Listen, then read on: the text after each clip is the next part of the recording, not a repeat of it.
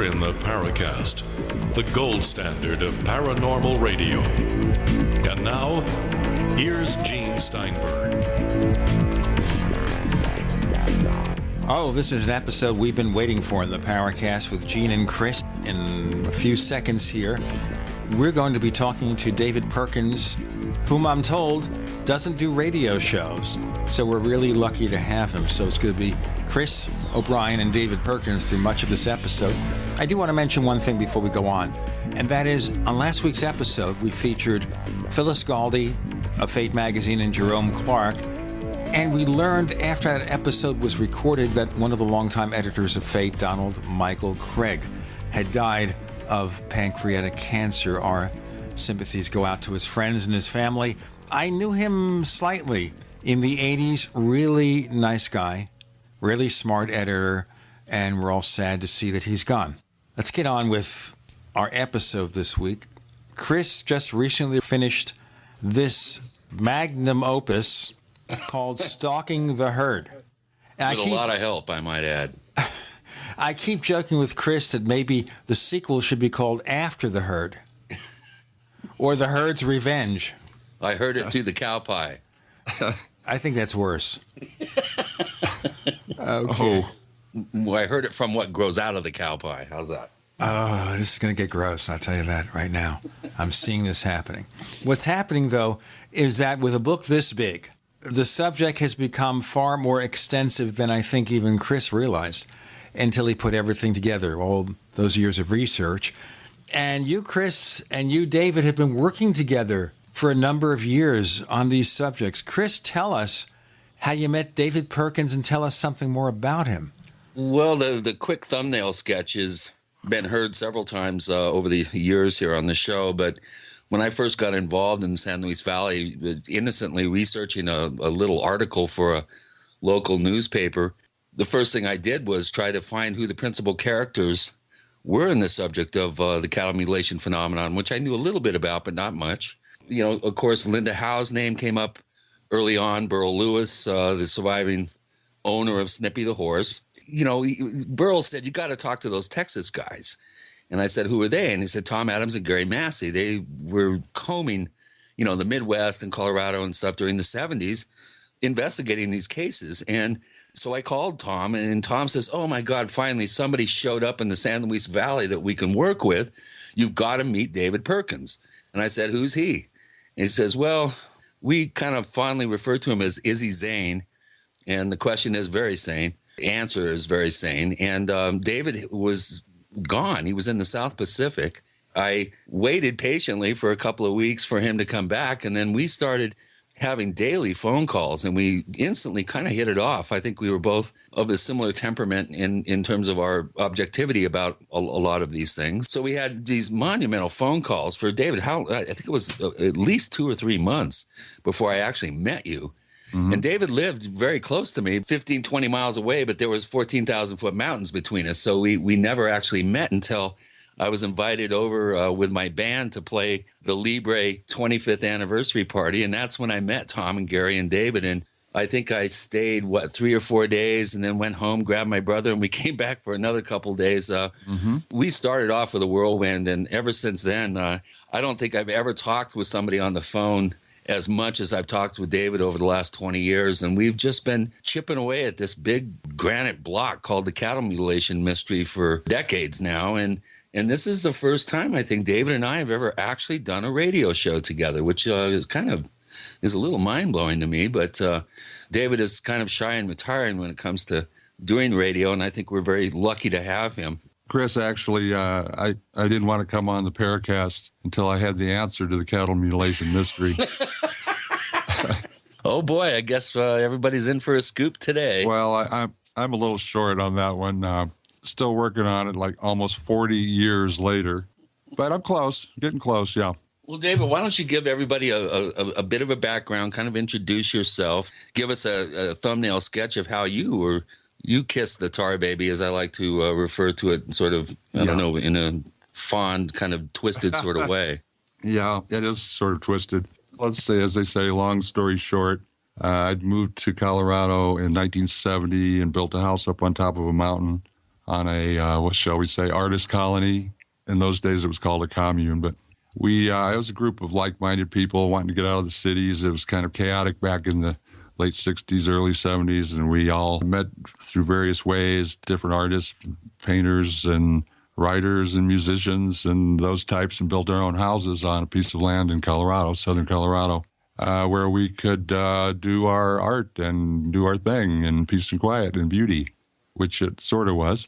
I had come out of the 70s, from 1970, that period, and I was very intrigued by investigative journalism. That was the era of Watergate. And I thought, boy, investigative journalism is a really powerful tool. And it's something that I was very interested in, journalism and music, of course. So I was sort of biding my time, waiting for something that was a challenging topic that I could take on as a piece of investigative journalism.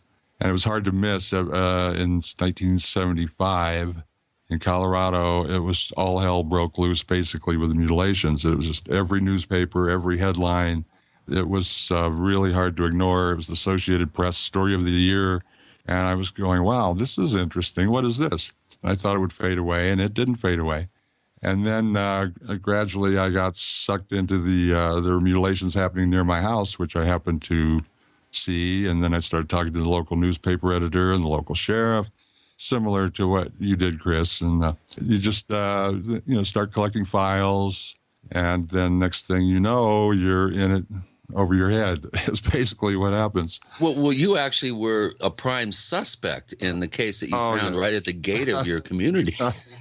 Well, we joke about our first encounters with, we call it the trickster or touching the tar baby or whatever. But I went into, there was a mutilation that had happened on the road about a mile south of our community, my house. And I saw it. I drove in, I saw it, and I stopped and looked at it and went, wow, this is one of those things. And I observed it, made some notes, went home. The next day, went back out, looked at it again, started really poking at it. It was just right off the road, really hard to miss. I noticed there was a little blood, actually. Well, there were 3 drops of blood on 3 stones heading in the direction of my house. And I thought, well, there's a little blood there. It's supposed to be bloodless, but here's just a little blood. So then I poked and got to smelling really bad of dead cow, and then went into the newspaper office, a very small little office with the editor of the paper, reeking of cadaverine. And I said, well, have you got a file on these cattle mutilations? What's up with this? And we talked a while, and he said, well, I think I should tell you, David, that you're actually considered a prime suspect in that mutilation. I said, what? How could this be? He said, well, yeah, moi? I was a bit stunned, but he said, well, the sheriff, since you guys moved in up there on the mountain, that I think you should know that you were all suspects. Oh, boy. David, before we go on, did you feel at that point inclined to say, maybe I should call a lawyer and see what's going on here? No, not really. I was a bit stunned. I thought, well, obviously, this is ridiculous and this won't last. But and once I got to know the sheriff, we became very good friends, and that quickly dissipated that suspicion. Although I think maybe in some people, in these rural counties, they always are a bit suspicious of outsiders that come into a community who have maybe strange ways of doing things or look different or whatever. In those days, it was kind of paranoid. Everybody was wondering what was going on. We got a lot more to cover. We have David Perkins joining Gene and Chris. We're talking about cattle mutilations in Chris's new book, Stalking the Herd. And a little bit later in this episode, we'll be asking your questions. Those are the questions that many of you posted in our forums at forum.theparacast.com. That's forum.theparacast.com. The place we put the questions, the question bank. More to come. You're in The Paracast.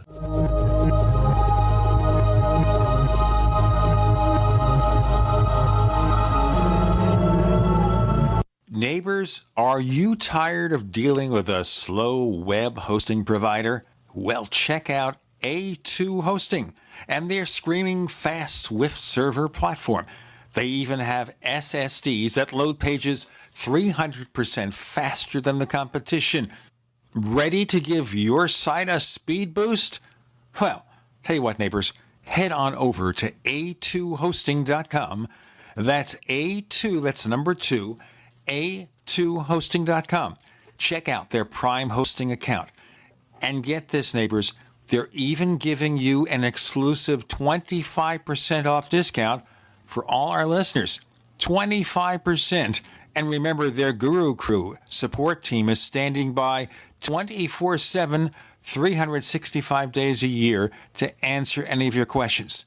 Now, to get the discount, use the coupon code GENE when you check out. Making the right decisions is a challenge to investors. Are we going to see economic growth, slide into a recession, or at worst, depression? Hi, Ted Anderson from Midas Resources. We all know when a company acts irresponsibly, divesting ourselves in a move towards safety is prudent. When the market becomes volatile, U.S. Treasuries are a safe haven. But what do you do when the U.S. government overextends itself and spends beyond its means? Many investors are turning toward gold as a common-sense alternative to traditional paper investments. Midas Resources has put together a powerful book titled 10 Reasons to Own Gold, discussing costs, benefits, risks, featuring full-color illustrations, weights, and measures. The book is free and can be yours by calling 800-686-2237. Paper investments are dwarfed by gold's 6,000-year history. Discover how gold may be right for you and your IRA by calling 800-686-2237. Whether buying or it's time for you to sell, the book is free. Call 800-686-2237. This alert just came in. This special announcement is for business owners and leaders of organizations who've been waiting for the right time to build. General Steel has made it impossible to wait any longer with rock-bottom prices that could save you thousands. That's right, General Steel, America's leader in pre-engineered structures, is offering buildings at prices you will never see again. Don't miss these prices. A 50 by 100 for under $30,000. You heard right. That's 5,000 square feet under $30,000. Manufacturers, if you need a larger building, try a 100 by 100 commercial building for $129,000. You can't afford to rent with these prices. Imagine a 70 by 100 foot church building for under $69,000. With the economy improving and interest rates still at historic lows, you can't afford to wait. So call 866-91-STEEL. Lock in your price now. Take delivery in spring. 866-91-STEEL. That's 866-917-8335. There are many things the human body can do very well, but maintaining the proper pH level isn't always one of them. That's where AlkaVision Plasma pH Drops can make a world of difference. AlkaVision Plasma pH Drops helps your body do what's natural. Just a few drops a day helps rid your body of harmful waste and acid while promoting health and restoring vibrance and energy. Alkalizing boosts your immune system and can help fight headaches, irritability, cramping, and insomnia. Alkalizing also helps the body fight depression and even bone loss. To learn more about the importance of alkalizing and how you can find life-changing and vital balance, please visit AlkaVision's brand new website at alkavision.com. Same great products, but now easier to use and more informative than ever before. To get your very own Plasma pH Drops for just $29.95, call 800-518-7615 or visit alkavision.com. That's ALKA vision.com. Alkalize your body and supercharge your health at the new alkavision.com. We'd like to hear from you. If you have a comment or question about the Paracast, send it to news@theparacast.com. That's news@theparacast.com. And don't forget to visit our famous Paracast community forums at forum.theparacast.com. Chris has perfected the ultimate voice for cattle mutilations. Is there a way to say the Paracast and moo like a cow? The Paracast moo. No, I don't think that's going to work. Okay, so, David, you were at first a suspect, then, of course, the sheriff got to know you, and I'm glad of that. We wouldn't want to have to visit you in jail. Okay. But let me ask a question here that hits me right off the top. Has anyone, anywhere, ever been officially charged with a crime of this nature? Well, Chris has one. What was the English case? The only person. The George Adalji case, a Hindi clergyman right in the town, I guess, where Nick Redfern grew up, was charged, sentenced, and convicted of being a horse slasher. But in Charles Fort's book, I think wild talents, he was called a cattle mutilator. So that we're going all the way back to 1902. Other than that, there have been none, Gene. And that makes this mystery even more compelling because you would think Murphy's Law would kick in. Somebody would mess up, helicopter would crash, run out of gas, somebody would break a leg. Something would happen that would expose one of these perpetrators, at least in one instance, enough to be actually apprehended or somehow compromised in their process. But it hasn't happened since the early 20th century. So before we go on, is there a reason to think, though, that we have human actors involved here who are involved in cattle mutilations? Human actors. I'll let you take that one, David. Yeah, there's a lot of very compelling circumstantial evidence that would suggest that, but I think it's kind of getting a little bit the cart ahead of the horse here. Of course, this is, the realm of popular conceptions about this whole mystery. And, of course, Linda Howe has been the chief kind of bird dog in all this for the last 20 years pretty much. And, she's fairly convinced that humans are not involved. So I think the prevailing view out there in the pop culture is that this is ETs coming down and doing it. That's why no one's ever been busted. Of course, the skeptics and debunkers would say there's nothing to this at all. This is all mundane scavenger action. This is a lot of people getting hysterical. The media is fanning the flames of this hysteria, and every dead cow out there is being seen as, by amateurs, as being mutilated. And, these are not tenable. We have plenty of cases that would suggest that intelligence is being applied to these operations, these experiments possibly. And coyotes don't cut hair follicles in a straight line. It's just not part of a natural predation and scavenging scenario. So there does appear to be intelligence behind this, whether it's human intelligence, whether it's some sort of preternatural intelligence, whether it's ETs, whether it's any number of fantastic, what-if scenarios is still open to quite a bit of debate. But David and I often agree and kind of joke when we come up with the assertion that it doesn't matter which theory you come up with and you present the supportive data to argue that particular theory. David and I can take the opposite view and totally negate that theory. So this is a very, very slippery slope of it doesn't matter what you come up with to try to explain this. There's more than enough data to refute that particular explanation, and round we go. Let me ask you here, Chris, is there a starting point here? Like in the UFO field, we always say Kenneth Arnold's sighting, June 24th, 1947, was the progenitor of UFO cases. Of course, if you do your research, you find that's not quite true, that you've had sightings far back in the past. But is there a first case or first important case when it comes to cattle mutilations? Well, yeah, the Typhoid Mary publicized case is the Snippy the Horse case, or Lady the Horse, as Linda likes to remind everybody, that happened the end of the first week of September 1967. But again, really digging into this whole thing, we have cases, waves of livestock mutilations that go back to the earliest one I can find is 1606 in the shires around London. There were cases in Australia in the 20s and around the turn of the century. We had potential cases in the early to mid 60s in Pennsylvania that John Keel and Ivan Sanderson individually and collectively looked into.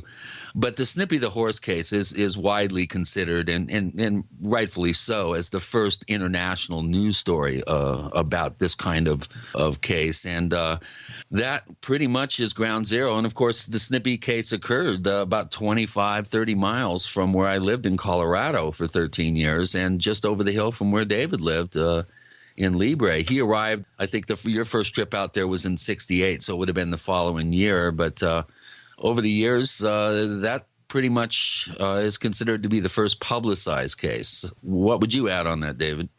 I would add the Alexander Hamilton cow napping case of 1897. Right, yeah. This sort of set the stage for aerial craft abducting cattle, even though it's hotly debated whether that was even true or whether it was a hoax. Nonetheless, we'll start talking in a while about memes. These are ideas that are perpetuated through the culture. It's a cultural equivalent of a gene, basically, that it's what propels culture. It's passed from mind to mind. It's an image that takes hold and passes through the culture and directs the culture to some extent. So if you're talking about planting of memes, of the cattle mutilation meme, I would have to say that would be important. Even if it was a hoax, it was still a highly successful meme. Yeah, and we did quite a bit of digging. You especially uncovered some new information about that particular case, and we very carefully sort of backtracked the stories at the time when this occurred and how this particular story was debunked by Jerome Clark in the 70s, where he came forward and said, oh, well, this was, a joke perpetrated by a member of a liars club, and there's nothing to see here. Move along, folks. And David did many hours of research and digging into old newspaper archives and really combing through what was available online about this particular person, Alexander Hamilton. And David, you uncovered some interesting things that kind of refute what Jerry Clark had to say in terms of dismissing the case as a hoax. And this is something, by the way, we'll get into more detail in our next segment. Isn't it funny, though, that on last week's episode of the Paracast, we did feature Jerome Clark. We did not focus, though, on cattle mutilations. Just want to let everyone know that, those who haven't heard last week's episode yet. We talk more about other stuff and very heavily about his connection with Fate magazine. In any case, this week, it's a super, super special episode about cattle mutilations in light of the publication of Stalking the Herd by Chris O'Brien. His friend, mentor, colleague, David Perkins has joined us. A lot more to come with Gene and Chris. You're in.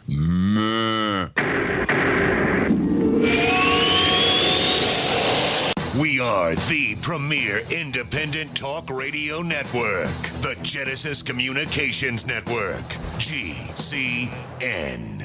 Attack of the Rockoids has been well received by critics and readers alike. It's a thrill-a-minute story you'll never forget. A former U.S. military intelligence officer is haunted by intense dreams about a beautiful woman pleading for his help after a terrible battle in outer space.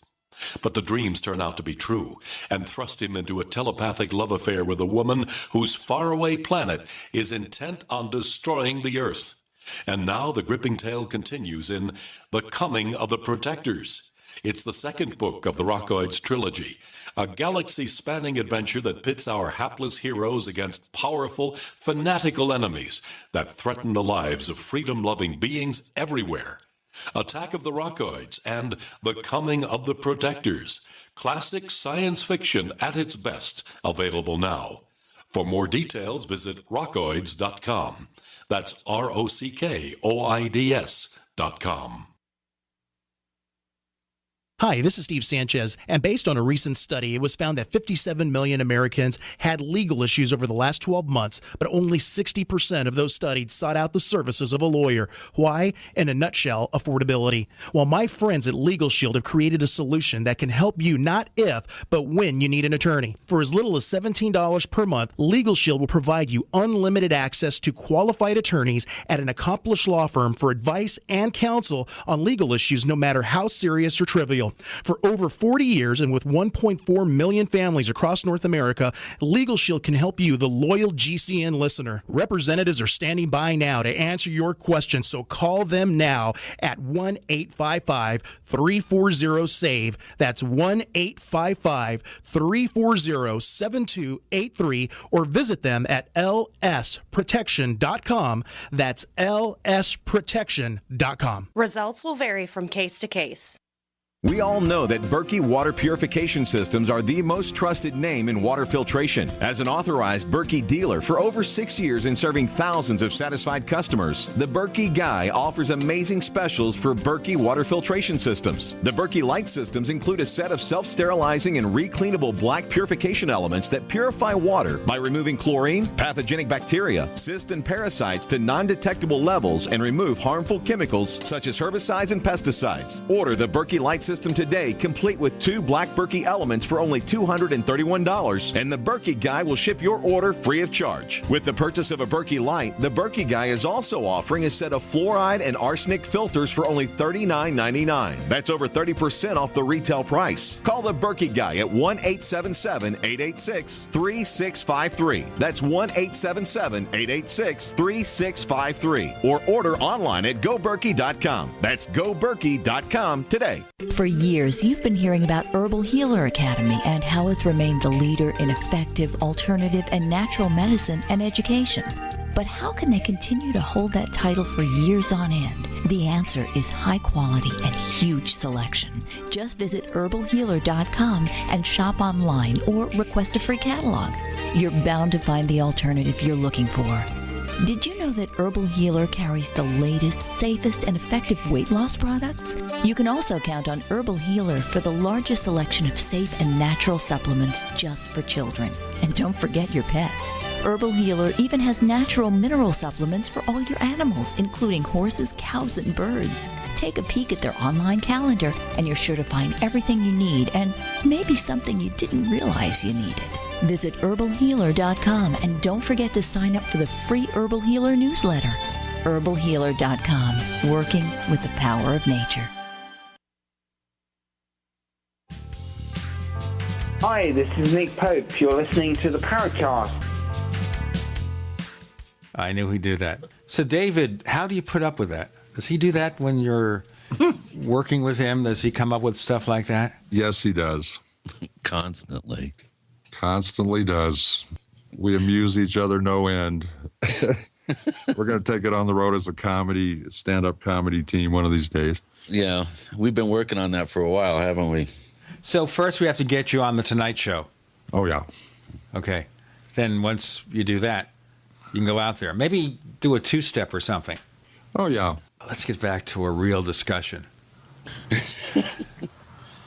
Well, yeah, let's continue talking about Alexander Hamilton and the infamous calf napping case. Basically, just as a thumbnail sketch for some of our first-time listeners or people not aware of this particular case, I think it was the Yates Center, Kansas newspaper, a story was published that claimed this pillar of the community, Alexander Hamilton, who David subsequently found out was the justice of the peace for the county, claimed that he and one of his ranch hands and I think his son in broad daylight witnessed what appeared to be one of these great airships overhead. And at first he noticed one of his calves was caught up in a fence and was bawling. And he ran out to see what was wrong and noticed that it was entangled in the fence because it was being, I guess, dragged off by this blimp-like object that was sailing overhead.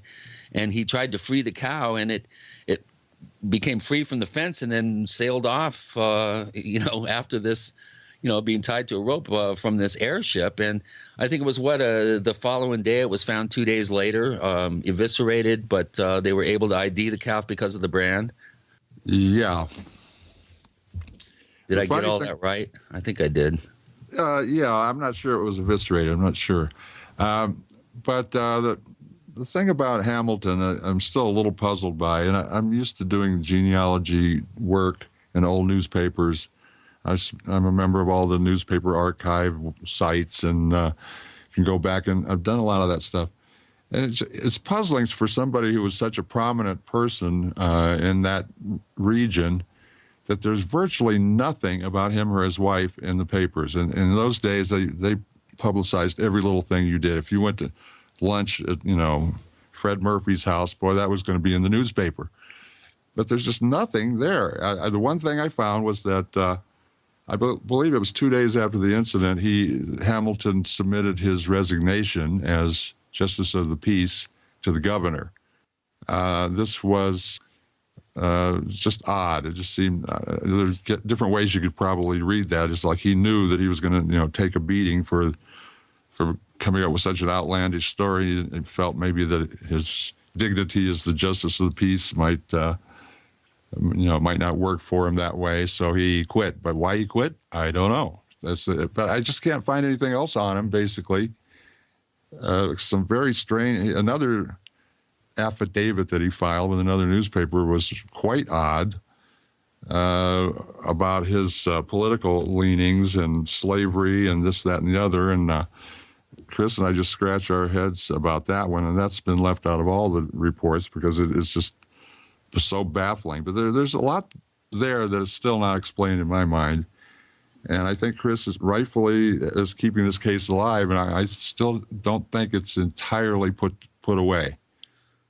Well, Jerome Clark mentioned that Hamilton confessed that it was a hoax and that it was all part of a liars club, trick on the public. And David actually was able to find the original article that Jerry Clark referred to. And in that article is the most ridiculous disclaimer by Hamilton saying, it must have been an optical illusion. My eyes must have tricked me. It was a lightning bug flying over with a hair hanging down from it, and an ant was crawling up the hair, and that must have been the calf.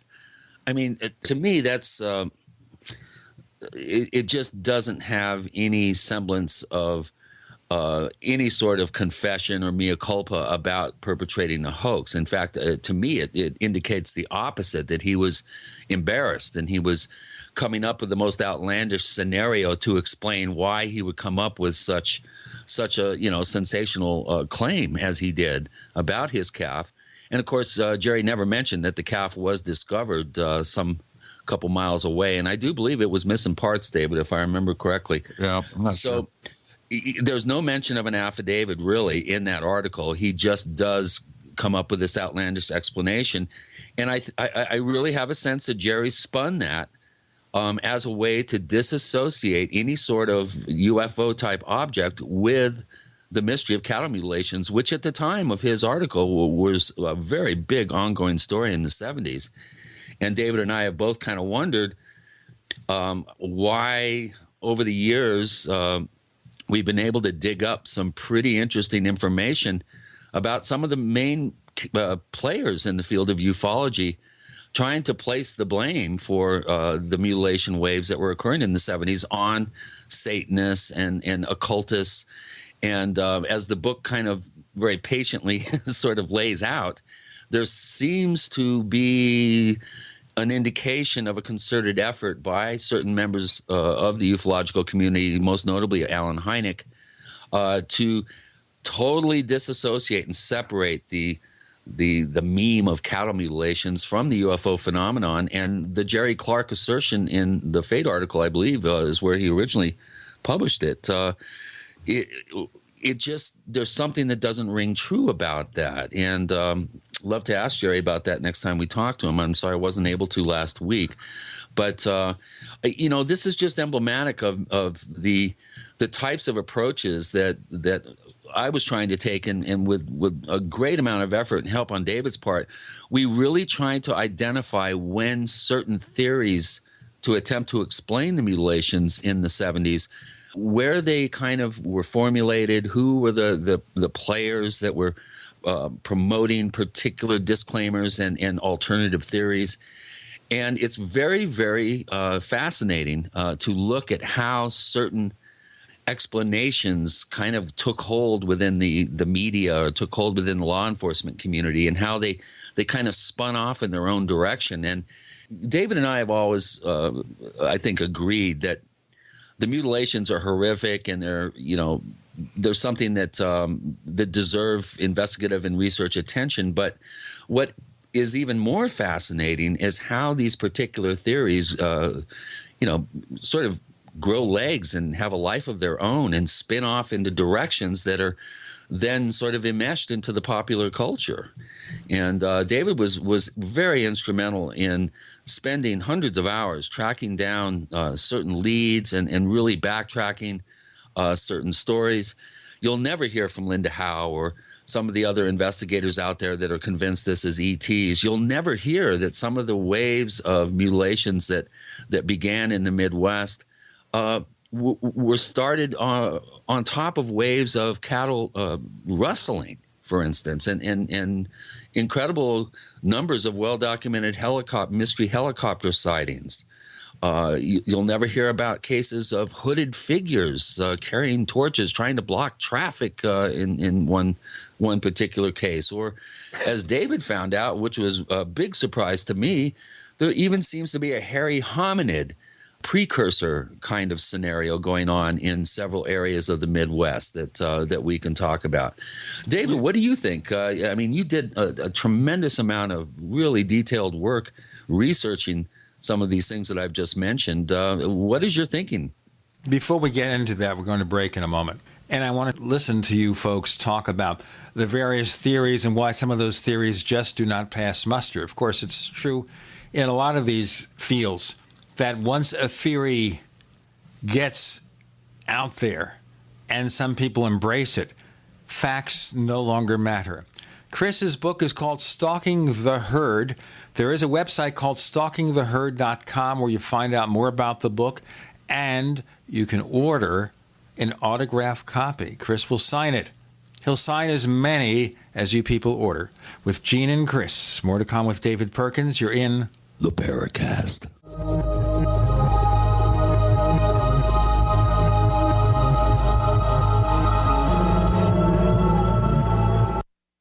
We are America's largest independently owned communications network, GCN.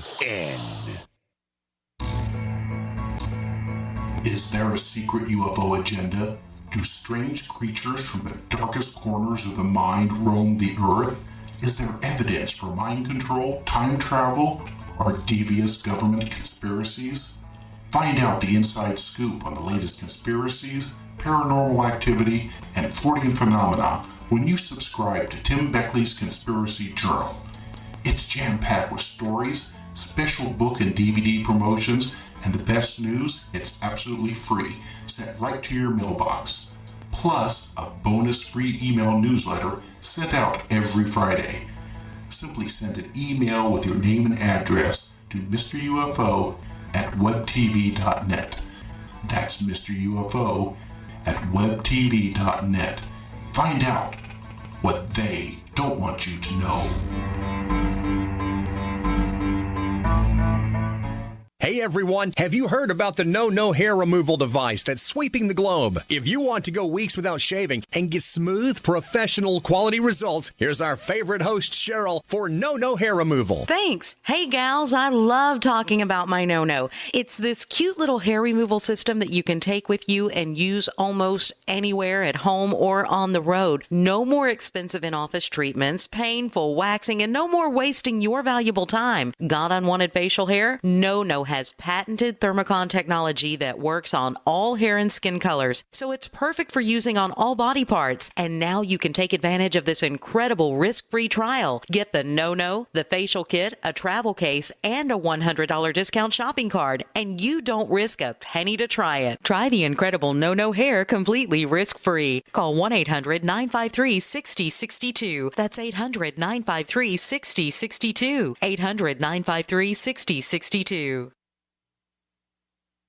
Don't complain about your cable bill going up and up and up. Do something about it. Grab a pencil and jot down this special number, 1-855-905-MY-TV. The more cable TV rates go up, the better digital satellite TV looks. Say goodbye to the cable guy and get more of your favorite channels in 100% digital quality for less money. Call 1-855-905-MY-TV. Sign up for packages starting as low as $19.99, and there's no equipment to buy. You get free HD TV upgrade, a free DVR upgrade, and free professional installation. You control what you watch when you watch it. Record your favorite shows, pause and rewind live TV, even skip the commercials. Watch local channels too. At just $19.99, what are you waiting for?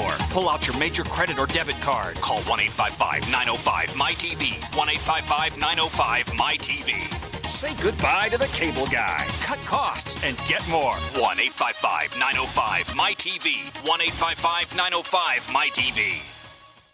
Ouch! My back is out again. Hi, Dr. Ortman with Wellspring Spinal Care. If you're experiencing neck, mid, or lower back pain, this information is for you. One of the complaints that I hear is patients receive their typical adjustment, only having to repeat them as the pain returns. Putting the bones back in place is only half of the battle. At Wellspring Spinal Care, we have the entire solution. We use the NUCA approach, utilizing three-dimensional x-rays and gentle touch technology to deliver specific correction. We then design a custom nutritional supplement program which provides essential nutrients targeting the areas of concern. With a NUCA approach and proper nutrition, you'll be on your way to a faster and more permanent recovery. To get you on the road to wellness, visit drortman.com. That's drortman.com. Or call us today, 952-303-9124. That's 952-303-9124. Wellspring Spinal Care, chiropractic done right.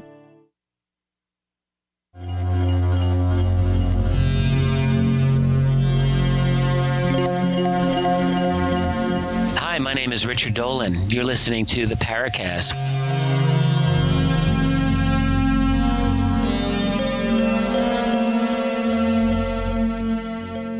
So let's look at the theories and maybe do a little myth busting here. As David Perkins joins Gene and Chris, the book is Stalking the Herd. So David, you're the myth buster, right? That's it. Start busting some myths. Go ahead, please. Well, where do you begin on this one?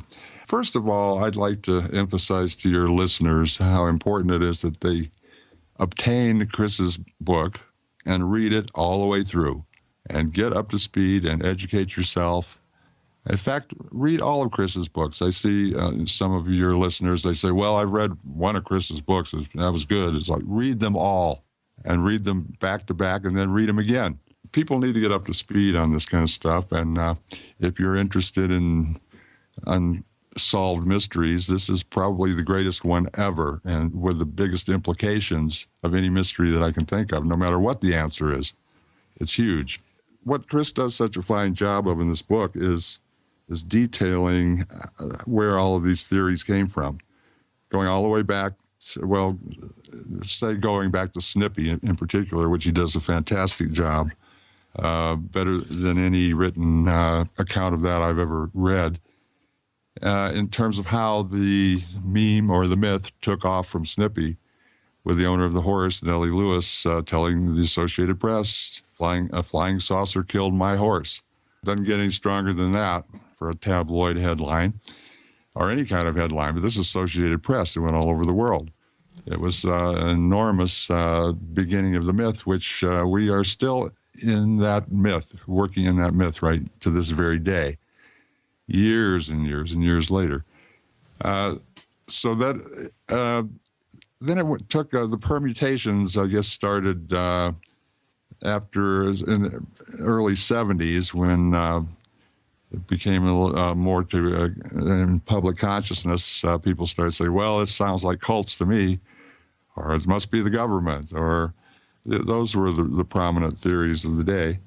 I've said to Chris that to me, I'm working on this more from a social science point of view. That's my training, that's been my interest, and that's my skills, more than a hard science point of view. But to me, looking at the theories, it's like a Rorschach test of culture. Whatever you see Snippy the horse mutilated, and what comes to your mind is basically what you fear or what you invoke or want to see happen, whether it's a flying saucer scenario or whether you're afraid of cults or if you're afraid of the government or you're afraid of bigger powers out there that might squash you in some way or the other. It tends to mirror what your fears and expectations are. Right off the bat, you've got classifications of people that see, it's like Greg Bishop was saying, you're going to find what you expect to find in his foreword there. And to some degree, that's true. However, I would differ with that a little bit in that when I started off in this, I fully expected to find the government behind it. And briefly, I thought, well, maybe it could be cults, but no, it doesn't. The evidence doesn't seem to support that in the scale that this is happening. So I didn't end up finding what I expected to find. I had no idea I was going to be sitting here years and years later trying to sort out these various theories. Depending on where you would want to start, I mean, there's a certain amount of evidence for each of those major theories. And like Chris says, that the evidence tends to negate itself. There's just enough evidence behind each theory to give it some plausibility. All right, let's look at ET, because ET is one of the more popular theories, and very likely because of one of the main offenders, Linda Howe. So, what does ET have in its favor? Although we haven't even proven that ET is here, although it's a common theory with regard to UFOs. What's in its favor? What is against it? Well, what's in its favor? From my point of view, you sift all these things down in terms of what their plausibility quotient really is.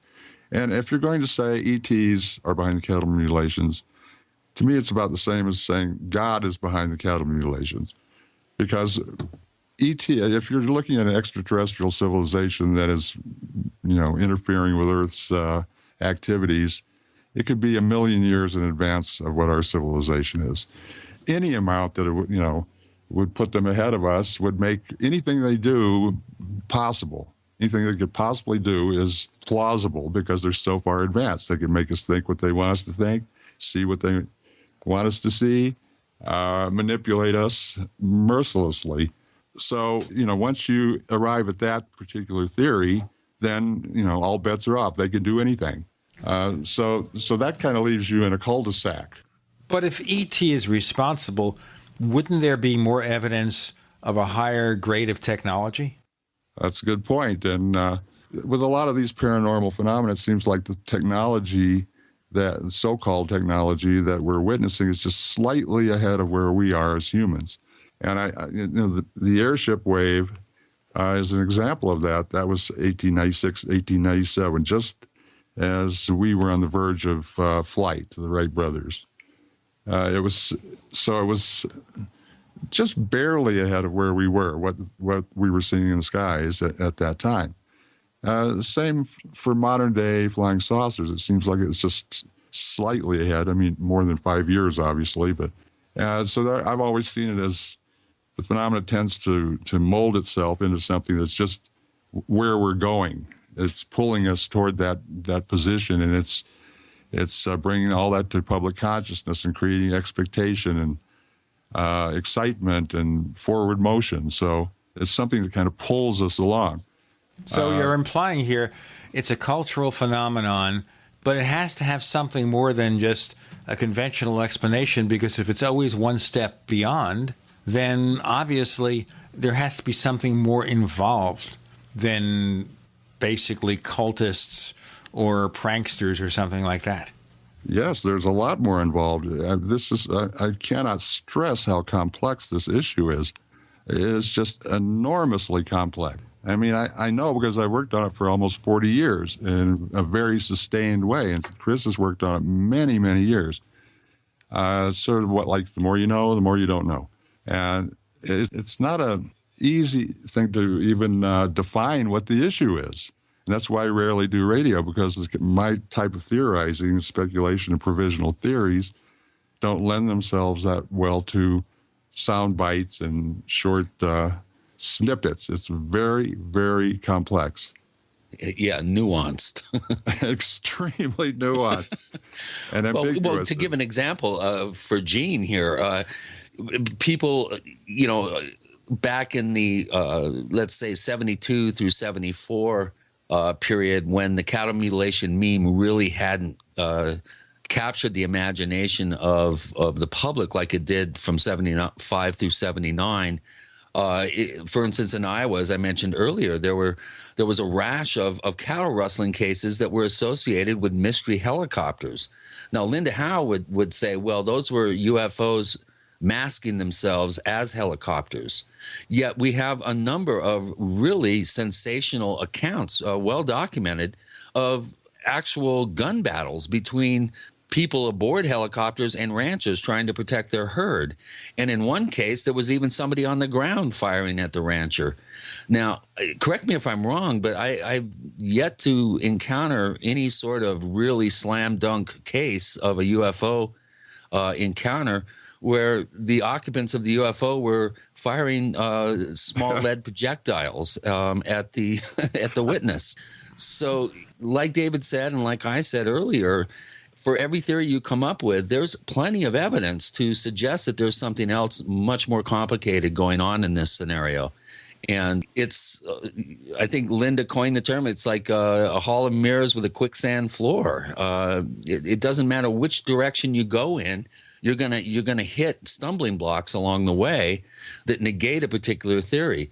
And I think it's really important that investigators and researchers are open-minded enough and objective enough to entertain all the data and not be selective, not cherry pick the cases that tend to conform to your preconceived ideas or possible solutions to the scenario. And it's just, you go round and round with this. And David, early on in 78, 79, came up with the observation that many of these areas of high incidence, in fact, a vast majority of them, appeared to be downwind and downstream of where we mine uranium, have nuclear power plants, weaponize nuclear materials, have them in missile silos. I mean, the missile fields around southern Montana and northern Colorado, and so we really have to be intellectually honest about observing these things. We have David Perkins joining Gene and Chris. You're in the Paracast.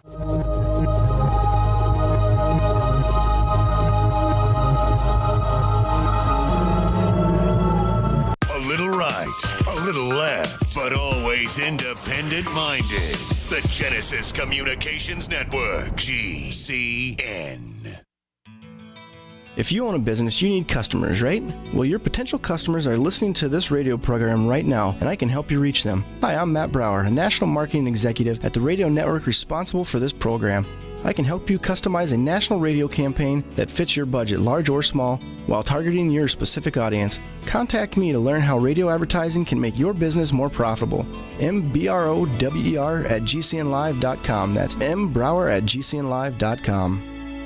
Hi, this is Ted Anderson. Have you ever wondered why banks, stockbrokers, investment advisors won't talk about gold IRAs? They've been available since 1986, yet the financial industry won't recognize the value of gold for your retirement. Gold has outperformed paper investments, yet no word about IRAs. If you would like to have gold for your retirement, call 800-686-2237. Don't get left behind by rising inflation and low returns. Call 800-686-2237. Secure your future and call 1-800-686-2237.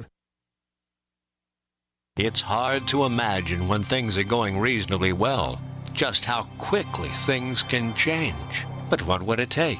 Economic collapse? Massive crop failure? Chemical or biological attack? So many situations could find you in the grocery looking to pick up food for your family only to find that the shelves are empty. There's nothing. Don't let that happen. Act today to make sure that if it ever comes to that, you and your family will be provided for. Visit freezedryguy.com to look at the wide variety of survival foods available. Freeze-dried foods from the Freeze Dry Guy store longer, rehydrate faster, are nutritionally superior to, and taste better than any other long-term storage food available. Visit freezedryguy.com or call toll-free 866-404-3663. freezedryguy.com.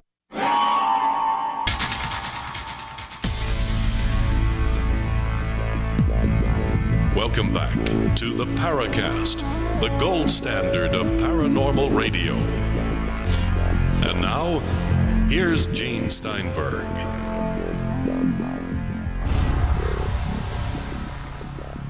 On the Paracast with Gene and Chris, we're very happy to welcome David Perkins, and I do hope that having broken the ice with us here, breaking bread with me here on the Paracast, you're going to come back. I love it. I'm glad to hear that because I love having you on. You're a fun guy to talk to, and we're going to really make this one of the best episodes of the show ever. Okay. So we're seeing here that the technology is one step beyond us. The other theory is that cultists are involved. What's the status of that, and what's the authority for it? I would say the status is fairly low. Chris, I think, tends to give a little more credence to some of these other theories than I do. But the more I'm into this, and the more I think that is a real dead end. And there may have been, in the past, some cult involvement with some form of animal sacrifice, mutilation, whatever, that got law enforcement pretty excited there for a while. But there again, there were no arrests, there were no charges, there were no convictions. It was all rumor, rumor, rumor. And everything seemed to, glom onto the mutilation phenomenon for its own purposes. Chris talks about this in his book really well. It's so fascinating culturally how this happened. And he unravels it just beautifully. But in terms of the cultist angle, what I was going to say a minute ago about the theories was that it's this elaborate system of red herrings. Who or whatever is behind the mutilation seems to have incredible insight into human psychology in terms of how to keep mutilations bubbling along and have the theories bouncing off of each other and providing, say, a cult site somewhere near a cattle mutilation, and then everybody gets all excited about that for a while. Or, something is planted that just leads everybody in the other direction for quite a while. And then one factor that we haven't discussed is the so-called giggle factor, which is, whoever's behind the mutilations, like I say, has a really good, concept of what human psychology and belief systems are. For instance, the large, hairy creatures, the Bigfoot creatures that appear sometimes in the cattle mutilation scenarios, all you have to do is mention Bigfoot in your description of cattle mutilations, like Newsweek did back in '74. You put that in the first sentence of your article. Well, farmers are reporting cattle mutilations, and some even saw UFOs, and some saw large, hairy creatures running around. So basically, this is nonsense, therefore this is nonsense. Right, exactly.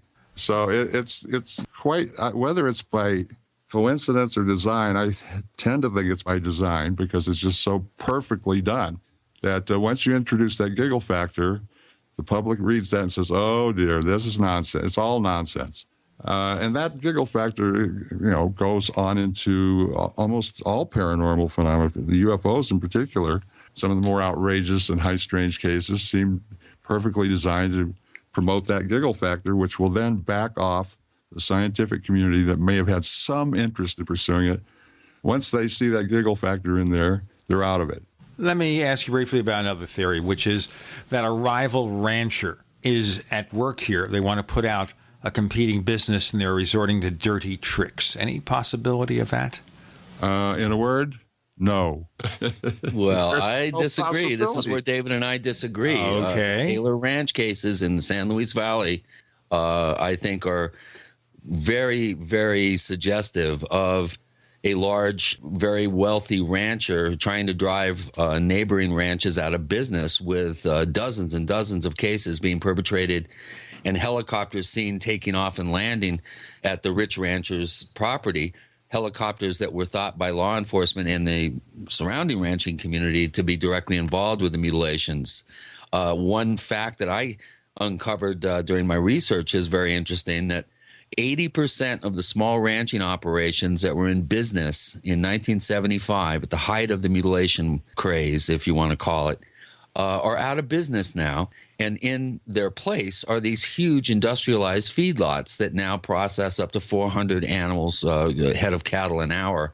So I wouldn't totally discount a political, societal manipulation or intimidation angle. I wouldn't factor it completely out because there is a tantalizing body of evidence. But however, if you back off and look at the entirety of the mutilation phenomena worldwide, it just thousands of cases, thousands. It seems like what you're describing is true in these specific instances, and you can find on the periphery of this phenomenon just about any scenario you want. But whether that's actually at the heart of what is behind the cattle mutilations, I just don't think so. Yeah. Well, I would agree with that. And you cannot use that particular, scenario to describe the 1606 wave of sheep mutilations around London, hundreds and hundreds of sheep. But I think, as I've always said, and I think you've agreed to a certain extent over the years, that it appears to be multiple groups that are piggybacking their agenda on other agendas, which they may or may not be, totally aware of, what the actual motivation is for the other agendas. But it seems like we're seeing a layering of misidentified scavenger action, which is many cases, I think, are just mistakenly referred to as cattle mutilations when they're in truth not. And it does bolster the debunker's skeptical view that all of these cases are misidentified scavenger action. It gives them at least some ammunition to work with. But when you see cut hair follicles, when you see unborn fetuses mutilated, and some of the high strange cases that feature ketamine, even I think in one case we had mescaline was found in the post-mortem analysis of a mutilated cow, barbiturates, anticoagulants, hundreds of helicopter sightings. These slam dunk any sort of one-size-fits-all debunker theory in explanation. So I think David would agree that we're looking at layering. So multiple explanations may be involved here, but of course, a lot of people who cover stuff like this are looking for one answer. There's got to be one answer to explain everything. Once they seize upon that one answer, it doesn't matter that there is evidence showing something else.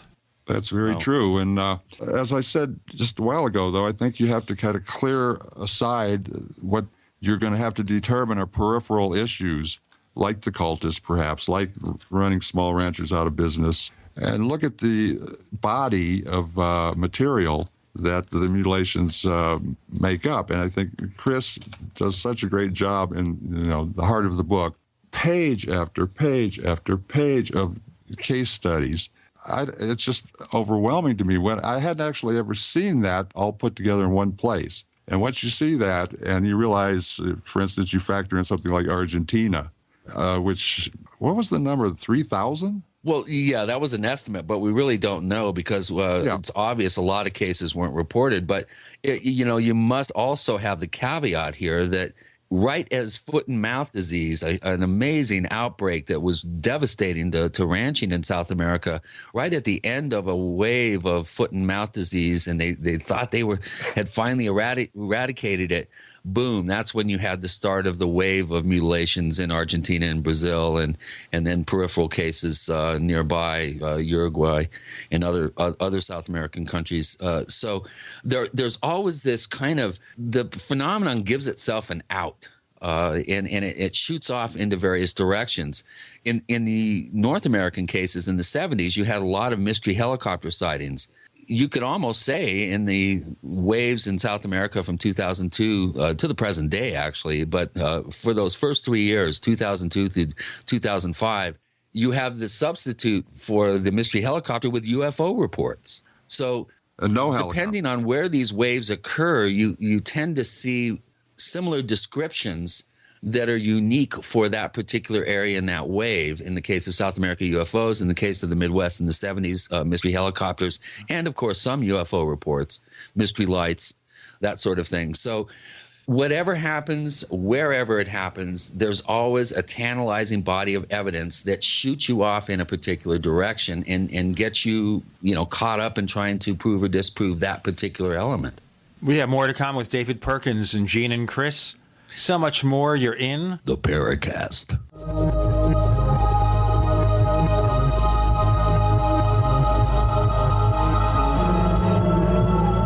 Do you need a website? Well, you can get a great deal on hosting services with Namecheap's legendary coupon code. They're offering substantial hosting discounts on shared hosting, business hosting, VPS hosting, reseller hosting, and even dedicated servers. Namecheap is preferred by millions. It's backed by a money-back guarantee. Use the coupon code LEGENDARY to cash in on the special deal at Namecheap.com, Namecheap.com. First came Attack of the Rockoids, and it was a critically acclaimed success. And now there's The Coming of the Protectors. A former military intelligence man is contacted by a space woman in a dream that turns out to be a nightmare because evil forces on her distant planet are planning to conquer the Earth. This is gripping science fiction of the classic kind.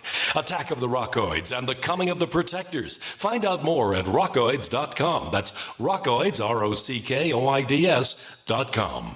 Gold. It's like nothing else on Earth. From the Romans through the Renaissance, from the Industrial Age to the Space Age, gold has weathered the test of time. For 6,000 years, gold has remained the ultimate store of wealth. According to the World Gold Council and the U.S. Mint, demand is at an all-time high. The stage is being set for the reemergence of gold as the common-sense alternative to a fiat paper currency that gets weaker every day. Midas Resources is proud to offer the hard-hitting report that arms you with the truth you need to protect you and your family from the Fed's plans for your hard-earned money. Don't gamble with your future. Call Midas Resources today and ask for your free copy of As Good as Gold. Call 1-800-686-2237 for the report the Fed hopes you'll never see. As Good as Gold can be yours by calling 800-686-2237. If you have ever thought about owning gold, you must read this report. Call Midas today at 800-686-2237.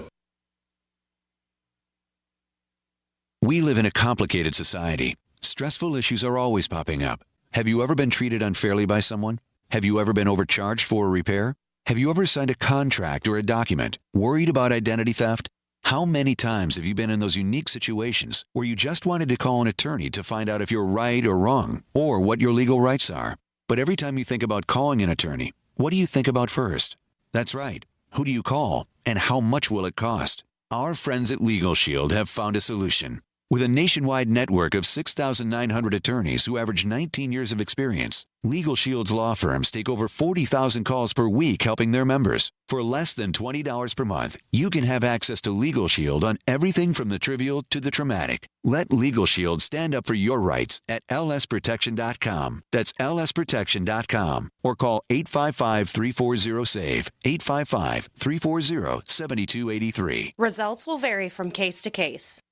There are many things the human body can do very well, but maintaining the proper pH level isn't always one of them. That's where AlkaVision Plasma pH Drops can make a world of difference. AlkaVision Plasma pH Drops helps your body do what's natural. Just a few drops a day helps rid your body of harmful waste and acid while promoting health and restoring vibrance and energy. Alkalizing boosts your immune system and can help fight headaches, irritability, cramping, and insomnia. Alkalizing also helps the body fight depression and even bone loss. To learn more about the importance of alkalizing and how you can find life-changing and vital balance, please visit AlkaVision's brand new website at alkavision.com. Same great products, but now easier to use and more informative than ever before. To get your very own Plasma pH Drops for just $29.95, call 800-518-7615 or visit alkavision.com. That's ALKA vision.com. Alkalize your body and supercharge your health at the new alkavision.com.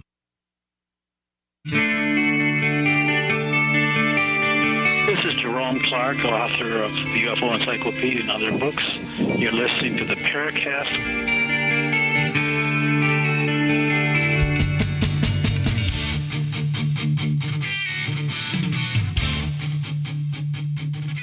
Okay, we're not giving free glasses of milk with this.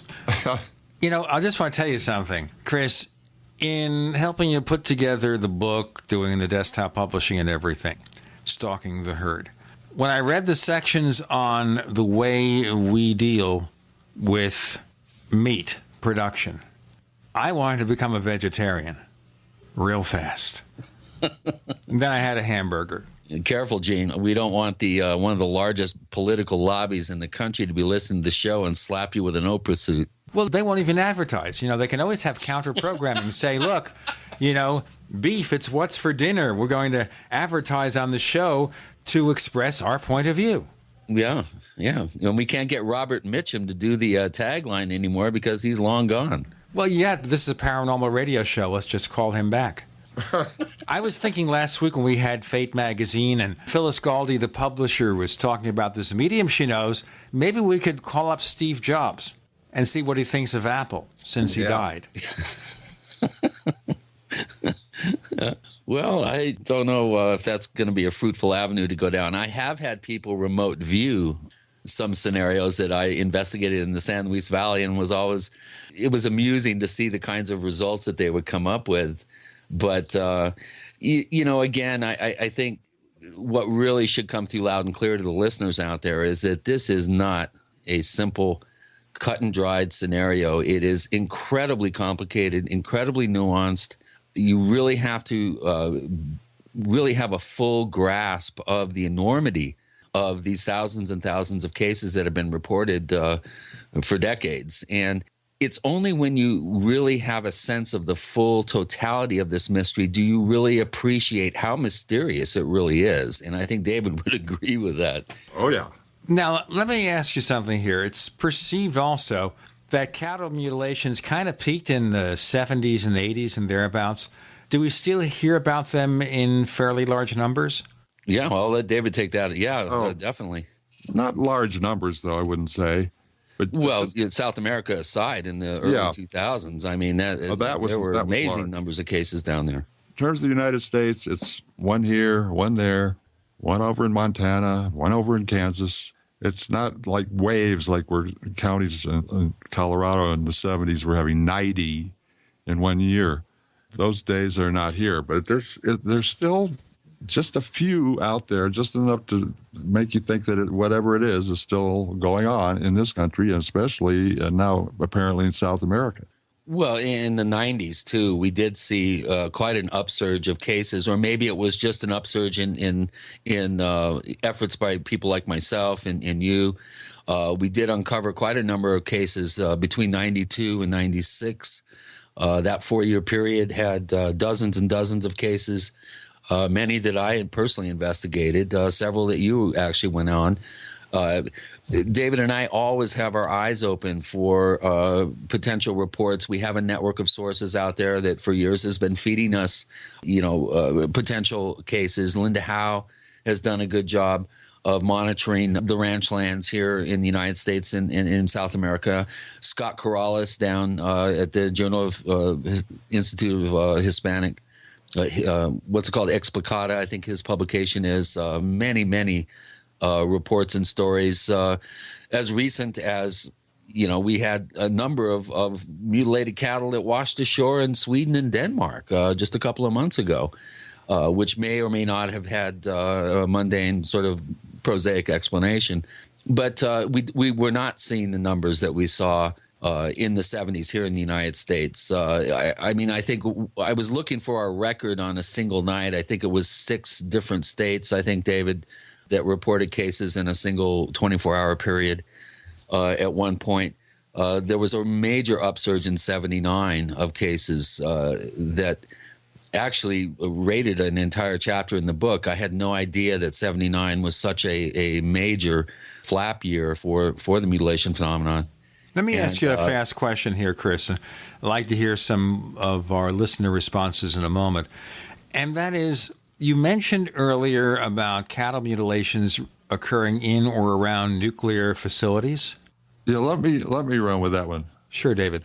Chris brought that up before the last break, and that was a theory that I came up with in the late 70s, which I just went over all that material last night, and I'm still pretty amazed by it when I see it all again. Basically, the idea was that what the parts missing on the cattle were consistent with what one would take to analyze the extent of nuclear contamination in a living entity. People would say, in those days, well, if the government wants to experiment on cows, why don't they just have their own herd over there in Kansas somewhere and experiment all they want? But obviously the idea is that the cows were important where they are in the environment, it seemed to me. And I put together this big map back then with all these little pins in it. I marked every single mutilation and every single uranium processing, milling, nuclear weapons testing, anything having to do with the nuclear cycle. And I looked at that, put it all together just because I need visual aids sometimes to look at these things. And I thought, well, this is really interesting, but there sure are a lot of coincidences here about where these mutilations happen and these nuclear sites. And I was particularly intrigued by the upper Midwest, where the nuclear plants were just coming online in the late 60s and early 70s. In particular, Minnesota, Illinois.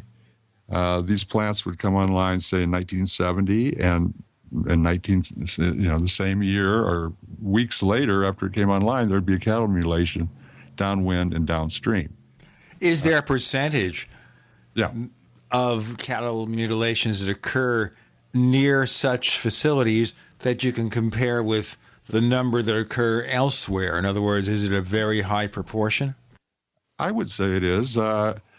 Looking at the map, when you can really see it all spread out into Canada, for instance, and then information that came to me later about where, say, the nuclear test in Nevada, where all that radiation ended up, I was amazed that so much of it blew north into Canada, into Alberta and Saskatchewan, which have been, terrific cattle mutilation hotspots. And the anomaly that's presented there that Chris and I have discussed quite a bit, we're always after the anomaly within the anomaly because that's fruitful. But if you look at the map, there are very few, relatively, mutilation cases upwind from the Nevada test site. For instance, California is virtually untouched. Oregon, Washington, very few. Arizona, very few. The prevailing winds didn't generally sweep over Arizona. But if you look at the map of where the radiation ended up across the United States and into Canada, those were the highest concentrations of mutilations.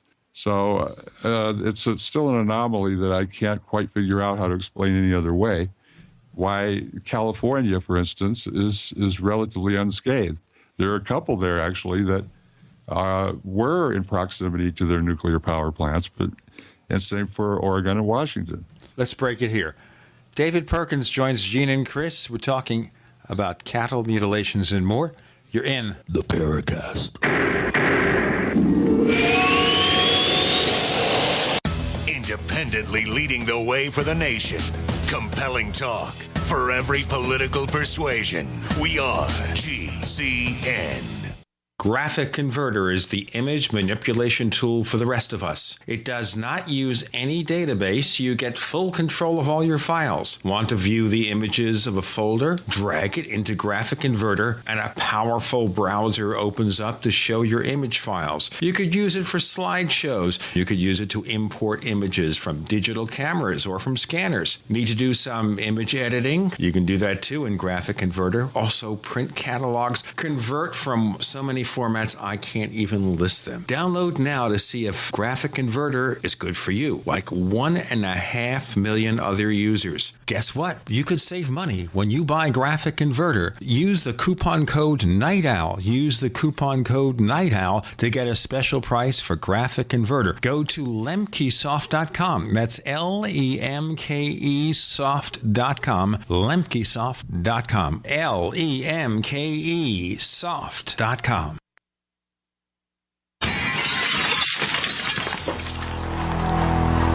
In the U.S., 1 in every 50 homes will have a break-in this year. Burglars call it smash and grab. Police call it robbery. We call it avoidable. We are Fake TV, a simple electronic device that can fool even professional burglars. Fake TV easily plugs into any outlet and simulates the changing colors of a television. To a burglar, it looks like someone must be home watching TV, so they'll likely move on to an easier target. At only $29.95, Fake TV costs less than a month of most alarm monitoring plans and comes with free shipping. Order your Fake TV by calling 877-5-FAKE-TV or go to faketv.com. That's 877-532-5388 or faketv.com. Fake TV, the burglar deterrent. I will never forget the day my son Jeremy told me he hated me and slammed the door in my face. I'm behavioral therapist Janet Lehman. Behavior problems can turn the child you love and your life into a nightmare.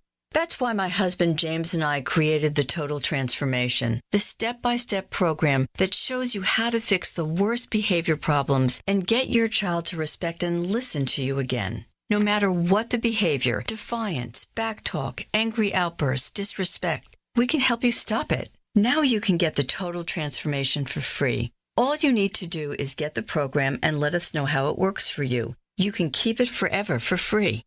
Limited number of free programs available. Call now. 1-888-912-1595. 1-888-912-1595. That's 1-888-912-1595. 1-888-912-1595. It's no secret that silver is one of the oldest known natural antibiotics, but the mainstream media will never tell we the people this information. Why? Many drug companies and politicians have dangerous alliances that manipulate the way we live by prescribing drugs that only manage disease, keeping us dependent on big pharma. And with Obamacare at our doorstep, we are now forced into a system that many of us do not want any part of. And no man or government has the right to dictate how we as free people choose to take care of our health. The patriots at utopiasilver.com hold this truth dear. Colloidal and ionic silver supplements from utopiasilver.com open the door to a whole new world of natural healing for the body and the mind. Visit utopiasilver.com and discover the safe and effective health benefits of colloidal and ionic silver. Call 888-213-4338. 888-213-4338 and talk to the patriots at utopiasilver.com, a leading source of natural healing using colloidal silver, colloidal gold, minerals, vitamins, and herbs. utopiasilver.com.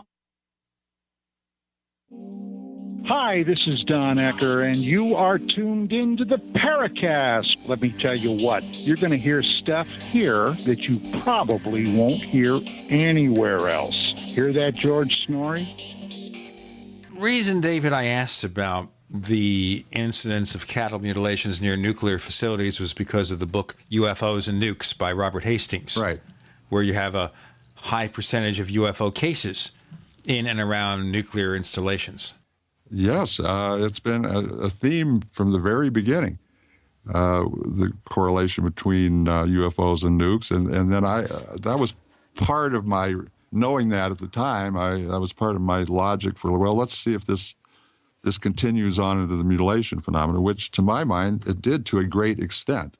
David, there were 84 cases within the missile fields surrounding Malmstrom Air Force Base and the surrounding bases that kind of supported the extensive missile fields there were Nebraska, Colorado, and Montana come together there in Wyoming. You know, I asked this when we had Robert Hastings on the show, and he said there were at least 50. And then doing further research, I found out there were as many as 80 that were within the actual missile fields. Ooh. Boy, that was a showstopper. You know what? It's hard. It sounds like David's the kind of person it's really hard to say something where he'll be stopped in his tracks. No, I'm not stopped. Okay. There are kind of two different things going on here with that nuclear connection. One is what I just described as the environmental monitoring. To get off another direction briefly, it was a theory that I was proposing in the 70s. It got a fair amount of press coverage. You had Greg Valdez on the other day, and I was in close contact with his father, Gabe Valdez, in those days. I was feeding him all of that information about the nuclear connection. The last time I ever talked to Gabe, he had called me up to get some documents that I had on, actually, Malmstrom Air Force Base. And he was working for NIDS. And I asked him before we hung up, I said, well, what can you tell me about your work with NIDS?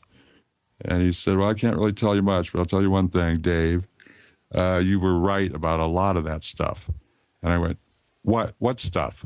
And I presume he was talking about the nuclear connection. Right. That's all he would say, and that's the last time I ever talked to him.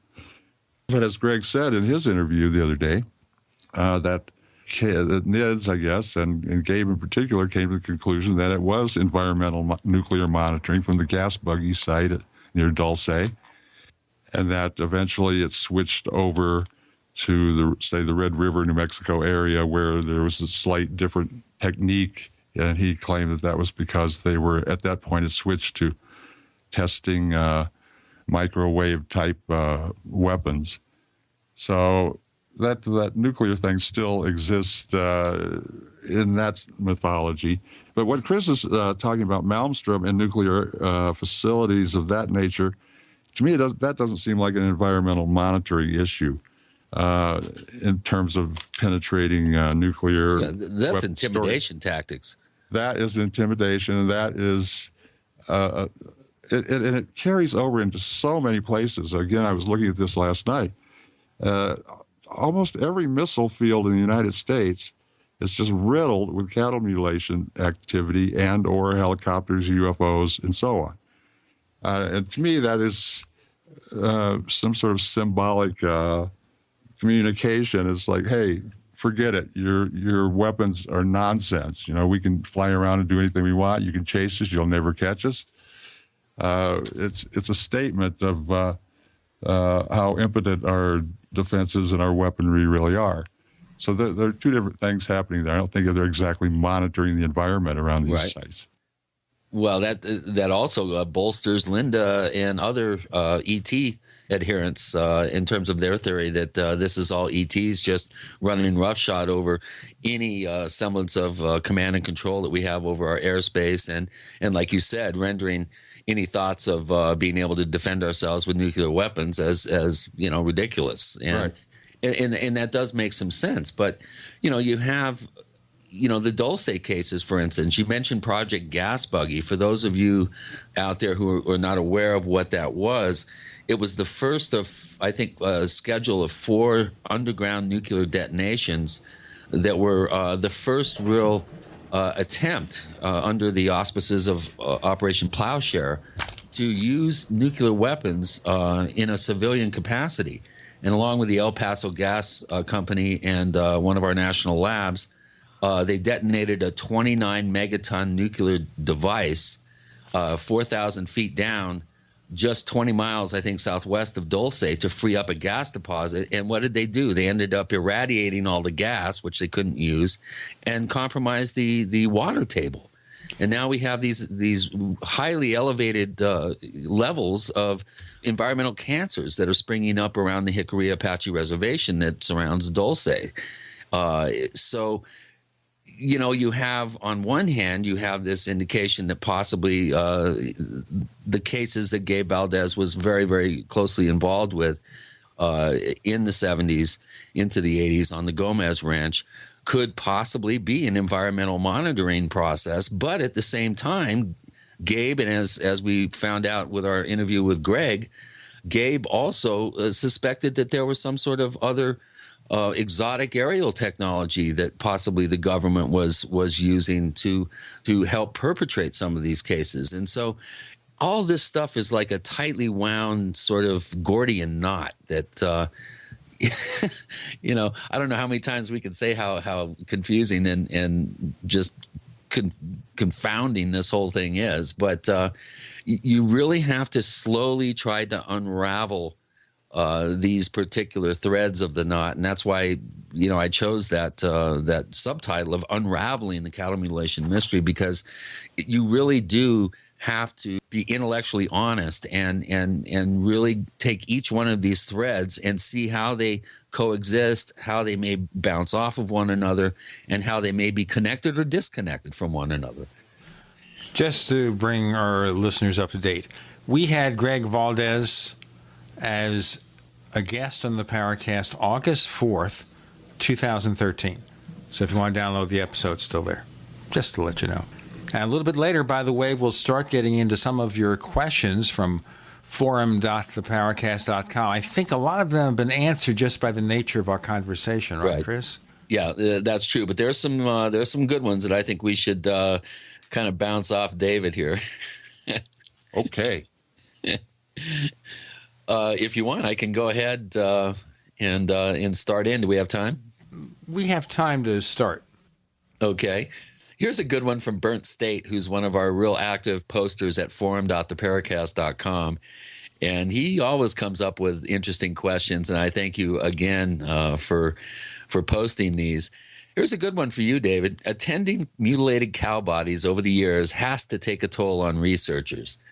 Towards the end of the book, you expressed some personal disgust or at least disturbance on continuing to investigate mutilations, and that's kind of pointed at me. What has been the psychological toll of this investigation over the course of your lifetimes, and I would add the lifetimes of other researchers? Let's talk about some of the pivotal figures in the field from the 70s. Tom Adams, Gary Massey, later on Ted Oliphant.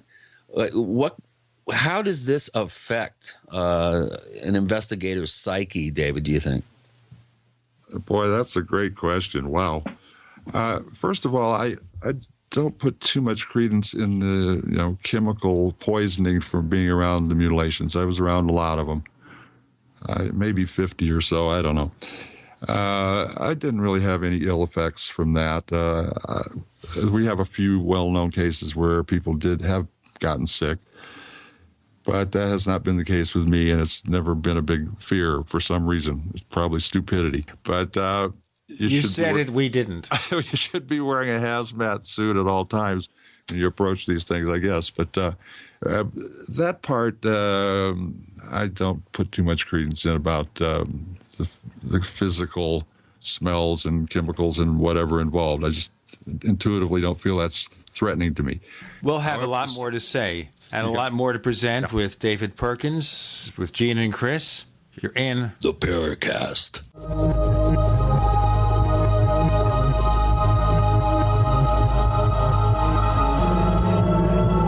Great minds think alike. The network for the independent-minded. The Genesis Communications Network. GCN. First came Attack of the Rockoids, and it was a critically acclaimed success. And now there's The Coming of the Protectors. A former military intelligence man is contacted by a space woman in a dream that turns out to be a nightmare because evil forces on our distant planet are planning to conquer the Earth. This is gripping science fiction of the classic kind. Attack of the Rockoids and The Coming of the Protectors. Find out more at rockoids.com. That's Rockoids, ROCKOIDS.com.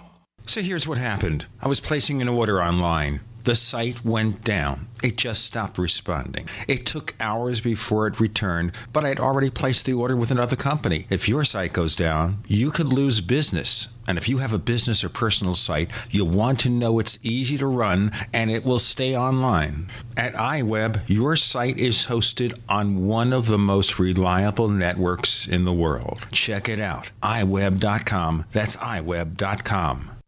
Great news, pure water lovers. BigBerkeyWaterFilters.com has a special discount offer for all GCN listeners. You can't do better than a Big Berkey for economy. For only 1.7 cents a gallon, a single set of filters can last for 5 to 10 years. There's none better than a Big Berkey for emergency preparedness as a backup water source. And you just can't beat a Big Berkey to remove dangerous chlorine, all types of fluoride, pathogenic bacteria, cysts, parasites, and unhealthy byproducts from municipal water. Berkey water filter systems are even powerful enough to purify stagnant pond water. For the gold standard in water filters, get a Big Berkey at BigBerkeyWaterFilters.com. And all GCN listeners get 5% off all ceramic filter systems. For details, call 1-877-99-BERKEY. That's 877-99-BERKEY. Big Berkey Water Filters, for the love of clean water. Don't complain about your cable bill going up and up and up. Do something about it. Grab a pencil and jot down this special number, 1-855-905-MY-TV. The more cable TV rates go up, the better digital satellite TV looks. Say goodbye to the cable guy and get more of your favorite channels in 100% digital quality for less money. Call 1-855-905-MY-TV. Sign up for packages starting as low as $19.99, and there's no equipment to buy. You get free HD TV upgrade, a free DVR upgrade, and free professional installation. You control what you watch when you watch it. Record your favorite shows, pause and rewind live TV, even skip the commercials. Watch local channels too. At just $19.99, what are you waiting for?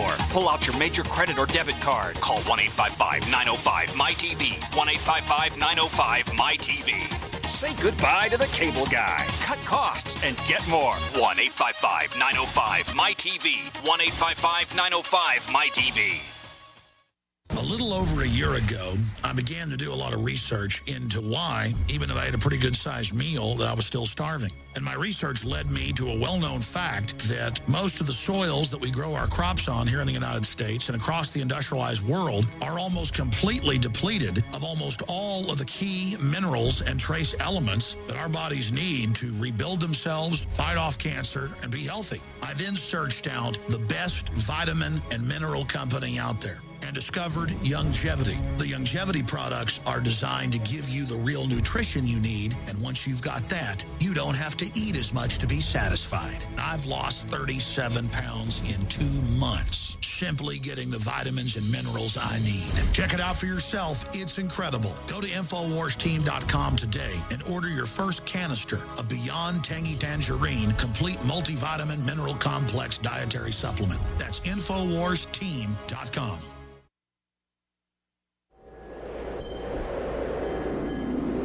Hello, this is Rosemary Ellen Guiley, and you're listening to the Paracast, the gold standard of paranormal radio.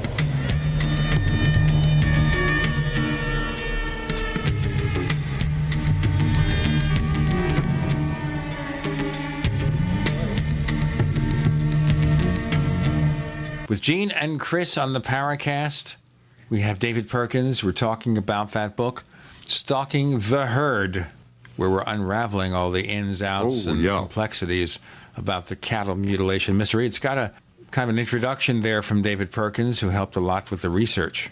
Yeah. David was talking about the physical, the potential for physical problems, but I think Burnt State is more interested in how this really affects investigators psychologically. That's what I said was the great question part of it, really. And a very kind of subjective and hard to figure, but I guess you could tally it by the number of people that have been in this field and dropped out, and just are gone forever. It's destabilizing in some ways. It's very frustrating. You have to have a pretty level, calm demeanor and approach to this stuff. You can't get too excitable. It's like golf. You can't get too high, can't get too low. You just straight ahead. But sometimes you consider the implications of what you're dealing with, and it's just overwhelming. It's just, oh my goodness, this cannot be happening. This is so threatening to me and to society. And you go down that road and you realize, well, that's not going to be too fruitful.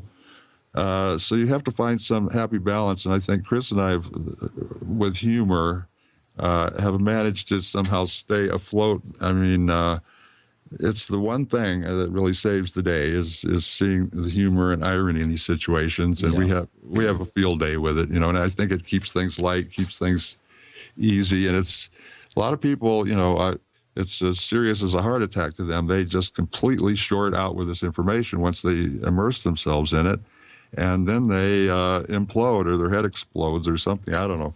I've heard some theories that make my head explode. Yeah, right. We've seen some spectacular wipeouts all the way to suicide, Yeah. So it can take its toll. So therefore, what I do, I sometimes just don't approach the subject for a while, let the field lie fallow. I get just too wound up in it, and I'll go do something else completely different, try to change the subject, come back to it with a fresh state of mind, keep going. It would be so much easier, I swear, if this had never entered my life. It's exciting and threatening and draining, and it's everything at once. But if you think, as Chris and I do, that the implications here are so profound that it's very, very hard to let it go.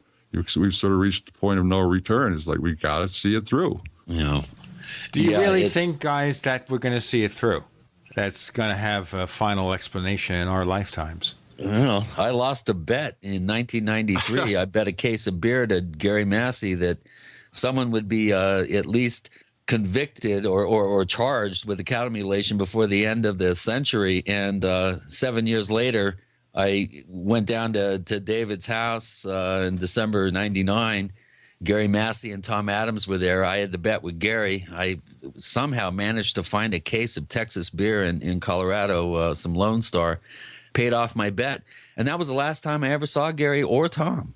Tom disappeared, dropped off the map. No one, his closest friends have never heard from him. It's been, 14, 15 years. Gary killed himself a number of years ago. There are some people, Ted Oliphant, who we had on the show, one of my first shows I did on the Paracast. We had a mutilation roundtable. Ted Oliphant, shortly after, said, don't ever call me with any questions about the mutilations. I am out of it. I don't want to talk about it. don't bother me with it. Peter Jordan, I could just go down the list. There's quite a number of people that have, I guess you could call them, casualties that have totally distanced themselves from the subject and will not speak publicly about it. And I think David brought up a really good point that you really need to be even-keeled. You need to have a sense of irony. You need to look at the ridiculousness of some of these scenarios and some of these theories, and you always have to look at it in a light sort of humorous sort of way, or you will implode. Your head will explode. Ouch. So I might disappear one day. I know there are some of our listeners who are just hoping and praying for that. No. Well, that's a good lead in to the following question. This one comes again from Burn State. And David and I are planning to co-write an analysis of Stalking the Herd.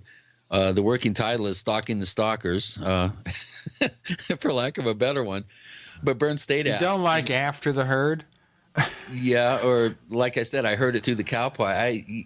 Whatever. We haven't decided, completely on a title yet. But Burn State says, in the follow-up book, what specific threads of ideas will you be pursuing in terms of Stalking the Stalkers, and how will you go about developing a line of inquiry that moves past investigating dead cow bodies over and over again? Okay.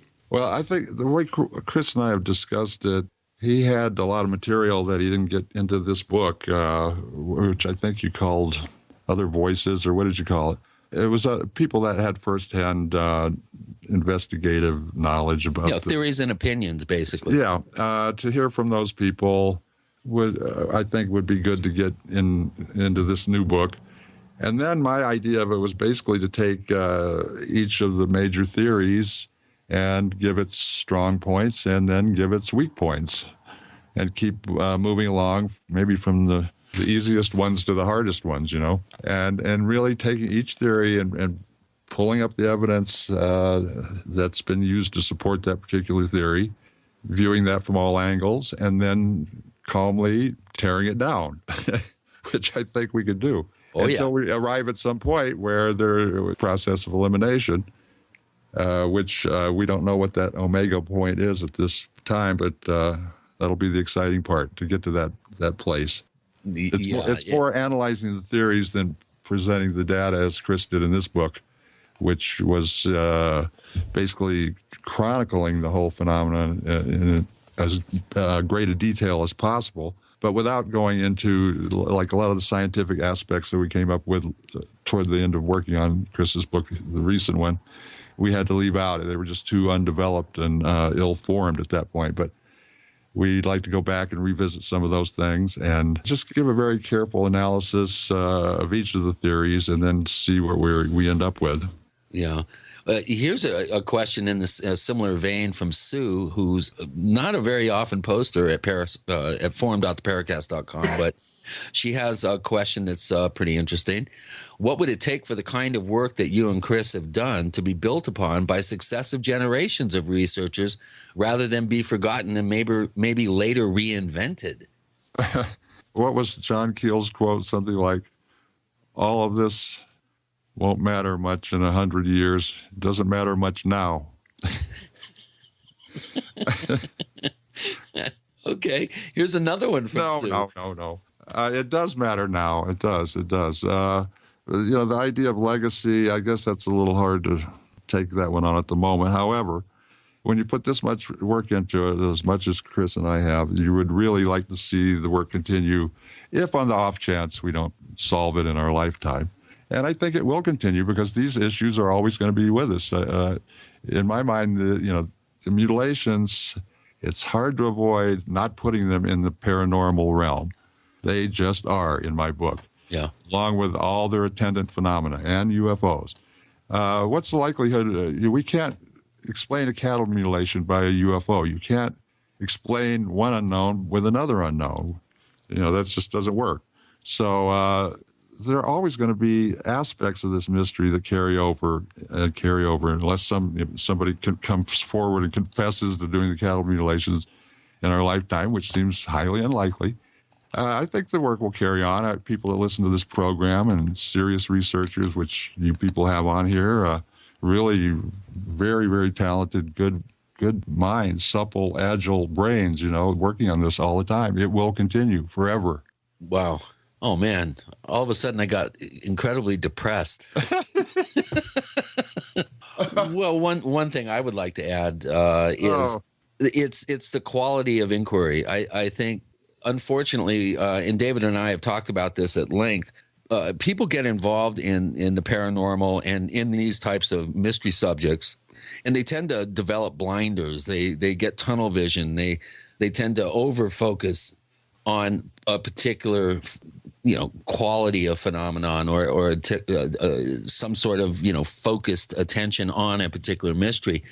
And I think what David and I have really attempted to do, I think just naturally as people, but also we've developed a capacity to always have our eyes open for attendant, what seem to be unrelated at times phenomenal events that may somehow be indicative of something larger going on. For instance, David Perkins with Gene and Chris. You're in the Paracast.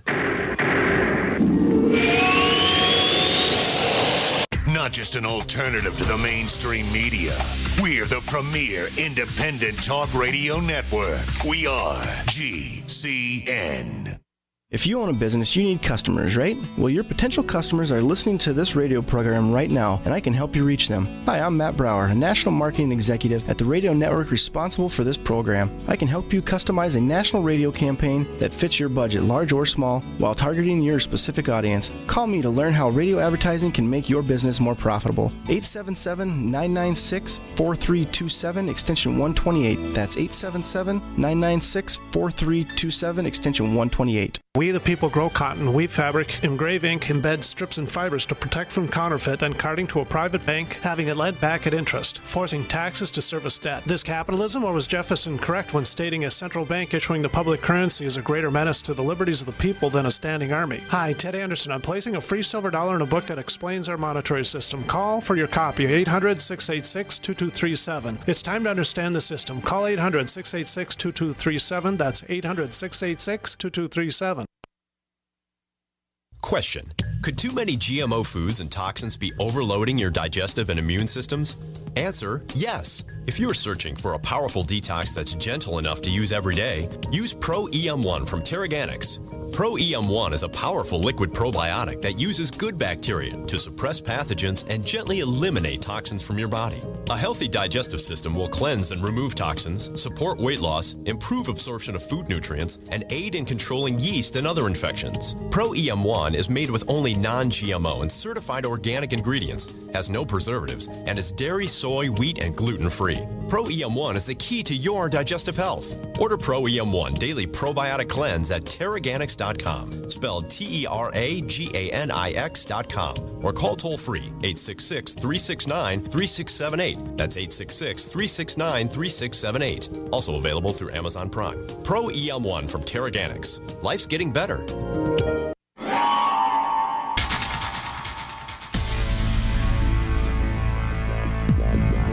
Welcome back to the Paracast, the gold standard of paranormal radio. And now, here's Gene Steinberg.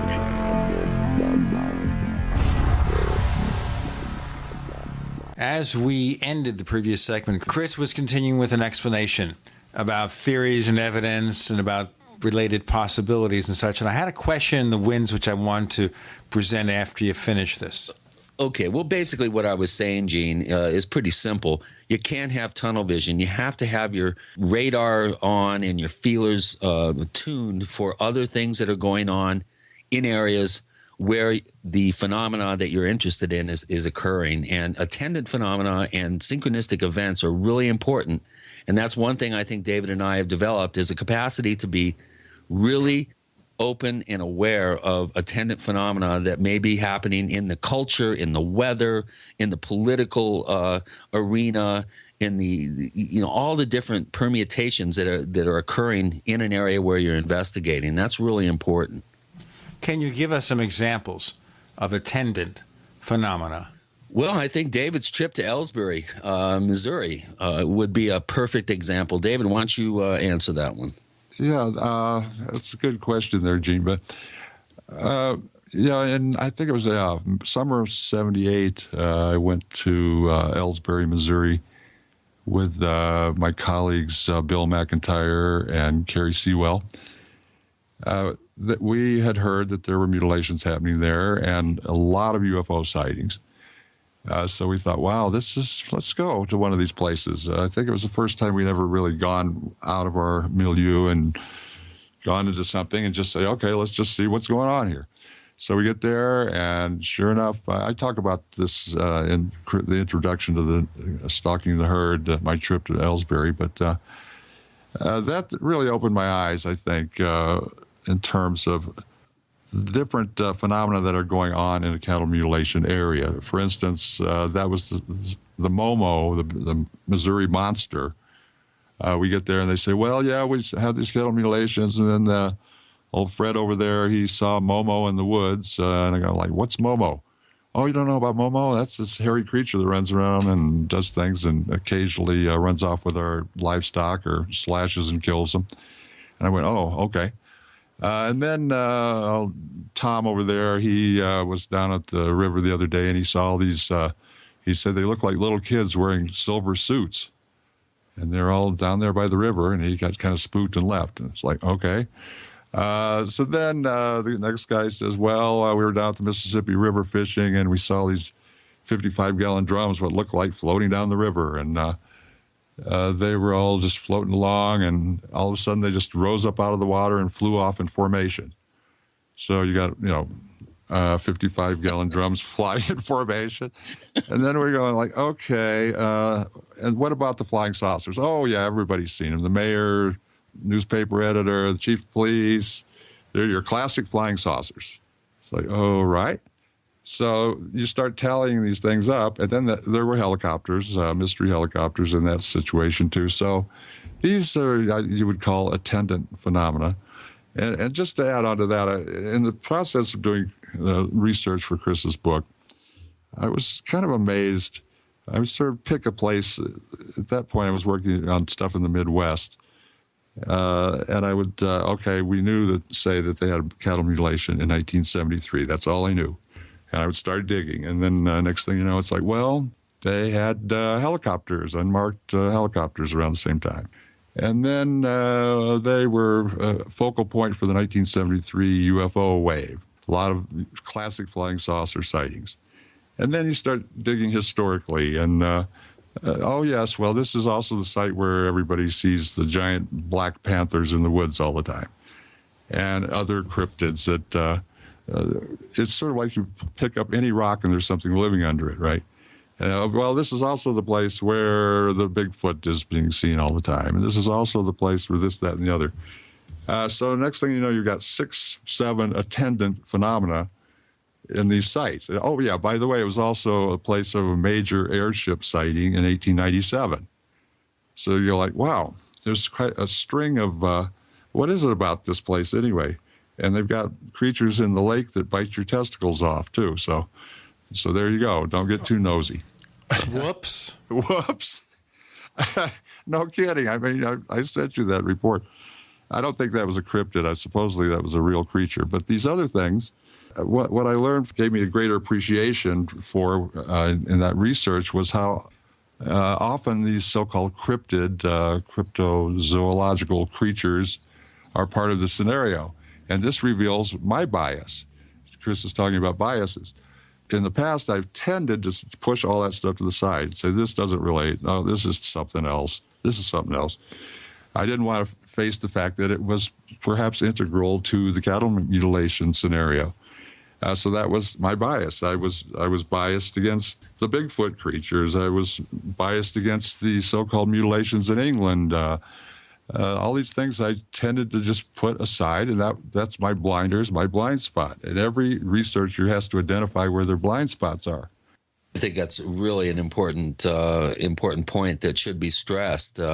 Again, it goes back to the whole idea of being too focused on a single aspect of a potential mysterious I guess it would be a constellation of attendant phenomena. And, the whole mystery helicopter thing, I think both David and I would agree, is a major element here that many researchers out there just tend to kind of dismiss or sweep under the rug or try to explain them away with what appear to be high strange explanations that don't quite fit. That brings me to another question here from one of our listeners at forum.theparacast.com. This comes from Captain Recovery, who has been on the Paracast forum here since 2008, but has only posted 12 messages over 6 years. So you see what you've done, Chris? All right, we're fleshing them out now. Yeah, we are. They're coming out of the woodwork. This is an interesting one. In Cache County, Utah, in 1976, after a series of mutilations, ranchers formed an armed surveillance watch looking for helicopters seen around mutilations. After police confronted several men in an unmarked Army helicopter at a small local airport, there was a heated exchange and mutilations ceased for about 5 years. He says, I believe the government has the means, helicopters, laser cutting tools, etc., and the motive, tracking mad cow disease, scrapie, etc., to explain most of it. That's a little debatable, but he's wondering, are we aware, or are you aware of any other confrontations like the one in Utah? I'm not even aware of that. What are you? It's news to me. Well, I did mention I think it was Iowa, where ranchers were actually, in Kansas, were actually shooting at helicopters. And in a couple of cases, the helicopter shot back. But in terms of actually confronting people on the ground, I would like to know more about that. Captain Recovery, send me a private message or post more information about that particular case. That's very unusual. Yeah, it's almost standalone. And Cache County, Utah, if, off the top of my head, does not kind of ring a bell in terms of many mutilation cases. So I might have to do a little digging. If you have any more information about that, Mr. Recovery or Captain, do get in touch with us and fill us in. I'd love to see a newspaper article about that. We don't want to say he should recover it. I hear dead silence. Well, that's news to me. I wouldn't really know how to comment on that, because that would be a major development in the research realm here for us. Well, let's get a little bit bigger picture, David. Digital Trickster, who is one of our posters at forum.theparacast.com, he has a very good question here, and I want to bounce it off you, because I know it will elicit a very interesting response. He asked, do you think that what's the end goal of all this? To simply push ourselves to grow more as a species? Or do you believe that it is pushing us towards a much larger end game for humanity? And if so, what do you think that may be? We'll get the answer to that in our next segment. David Perkins joining Gene and Chris. You're in the Paracast.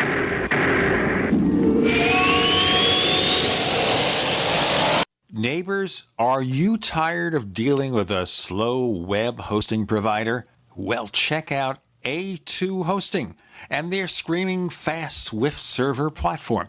They even have SSDs that load pages 300% faster than the competition. Ready to give your site a speed boost? Well, tell you what, neighbors, head on over to a2hosting.com. That's A2, that's number 2, a2hosting.com.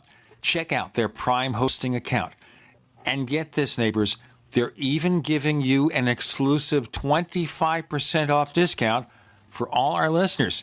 25%. And remember, their Guru Crew support team is standing by 24/7, 365 days a year to answer any of your questions. Now, to get the discount, use the coupon code GENE when you check out. Hi, this is Gary Cooper with Midas Resources, Gold and Silver.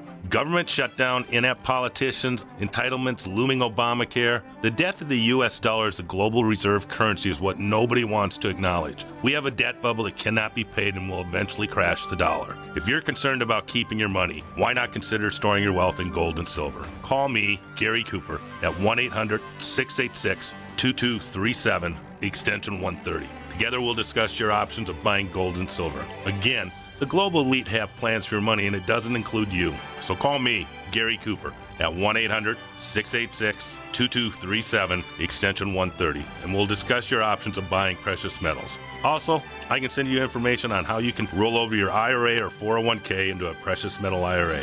Again, don't get caught with money in your account when the dollar crashes. Call me, Gary Cooper, at 1-800-686-2237, extension 130.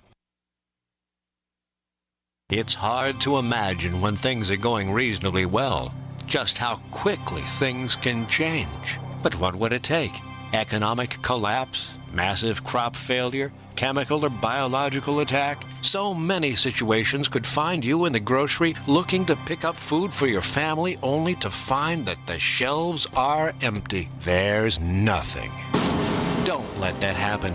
Act today to make sure that if it ever comes to that, you and your family will be provided for. Visit freezedryguy.com to look at the wide variety of survival foods available. Freeze-dried foods from the Freeze Dry Guy store longer, rehydrate faster, are nutritionally superior to, and taste better than any other long-term storage food available. Visit freezedryguy.com or call toll-free 866-404-3663.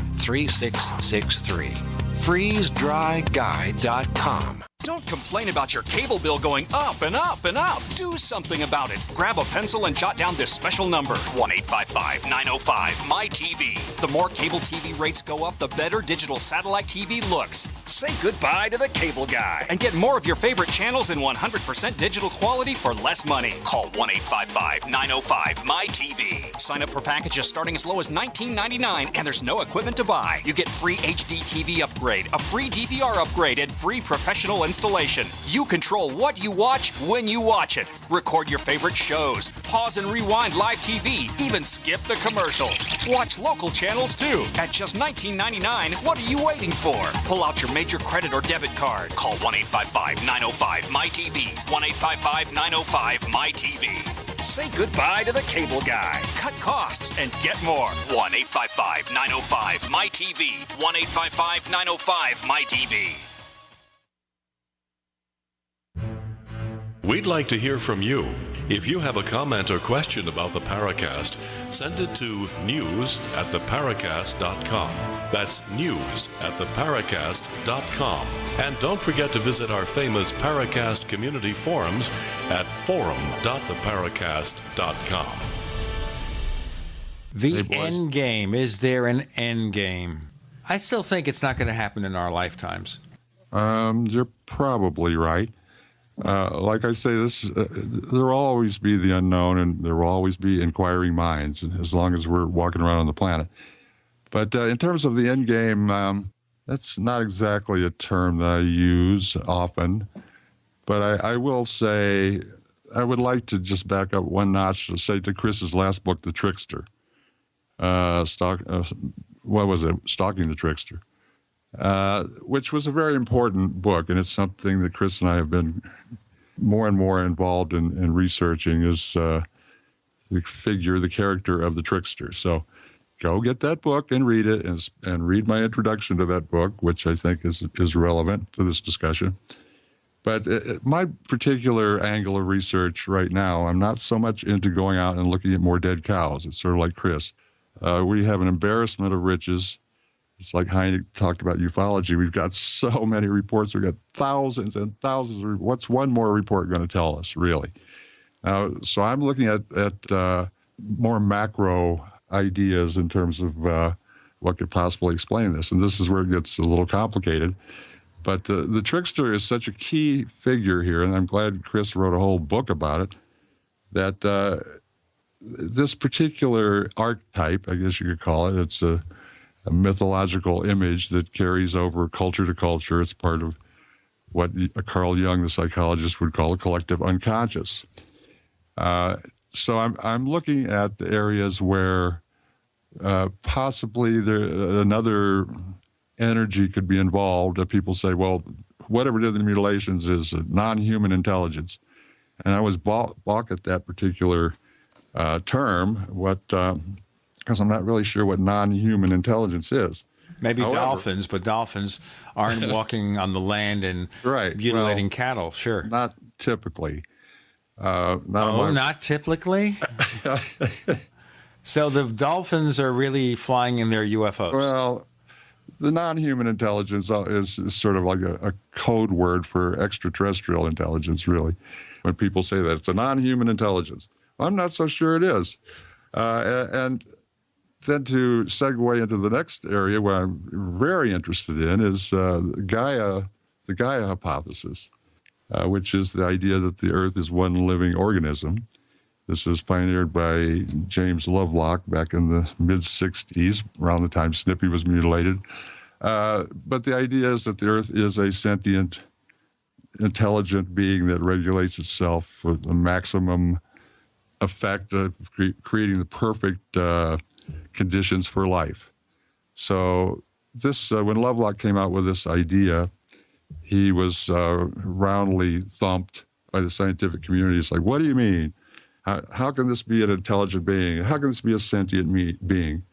Because that goes against, that implies what they call teleology, which means that the purpose of life or the purpose of something is a goal.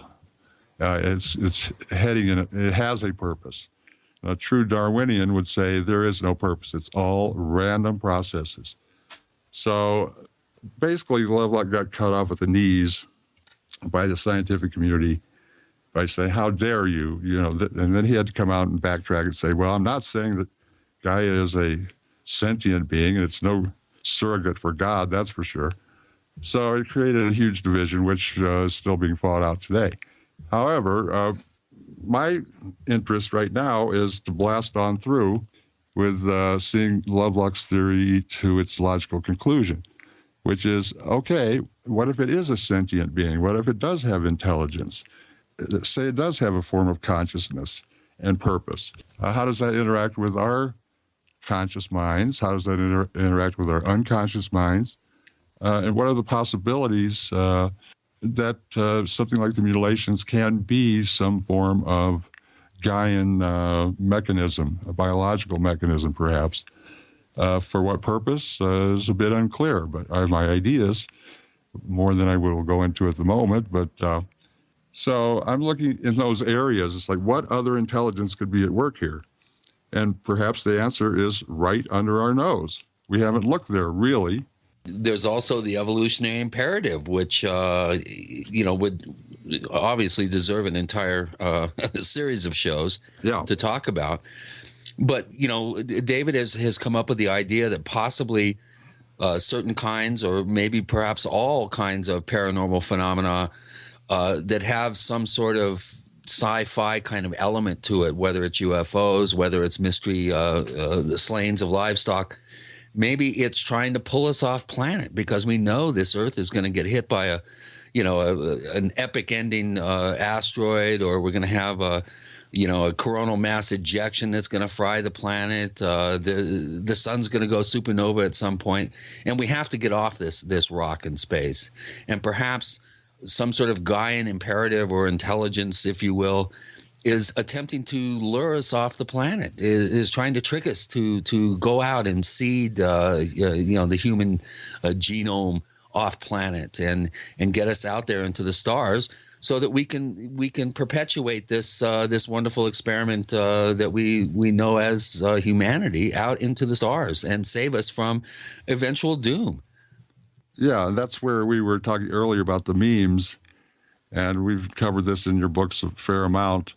One of your forewords I wrote about the origin of the extraterrestrial meme basically goes all the way back to the 5th century BC in Greece, to the idea of plurality of worlds.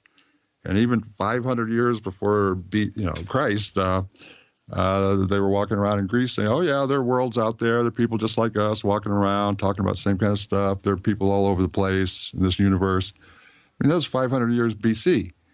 And that was basically the origin of that, of an extraterrestrial meme, which, traveled on through time. And by the time it hit modern times, we had, science fiction, War of the Worlds, H.G. Wells, Jules Verne, The Age of Flying Saucers. All of these memes, they created what I'd call a memeplex. And in other words, a meme will glom onto other memes so they all have a better chance of perpetuating themselves. In this instance, the ET meme is bolstered by the cattle mutilations. That has been the net effect of it, of the cattle mutilations. It's in the popular culture. It's down to the level of the rancher out in the field. It's everywhere. They use it to sell deodorant, UFOs zapping cows. I mean, it's totally pervasive. So the meme is and abductions are another kind of mini meme, I call them. And, boy, that's rough. Crop circles and all of these things have created a giant memeplex, which perpetuates the idea of extraterrestrial life and of flying saucers, which is, again, one of those things that's pulling us into the future and preparing us mentally to get off planet. I'll tell you what, I sometimes like to do that. And I like the concept of the memeplex. Yeah. Really do. Because you wonder, okay, if this is just to take us to another step in our evolution, what is the real truth behind it? We have David Perkins joining Gene and Chris. The book is Stalking the Herd. You're in the Paracast. Free from the shackles of corporate America, we're the place for independent thinkers. GCN.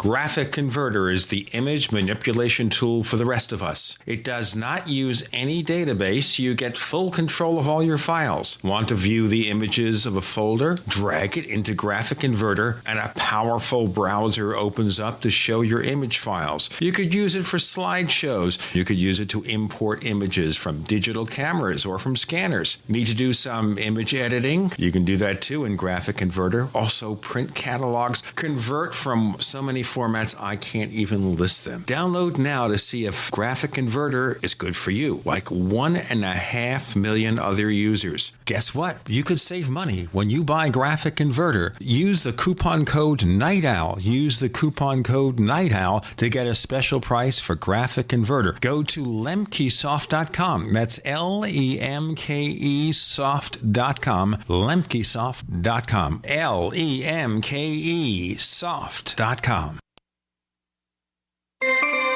This alert just came in. This special announcement is for business owners and leaders of organizations who've been waiting for the right time to build.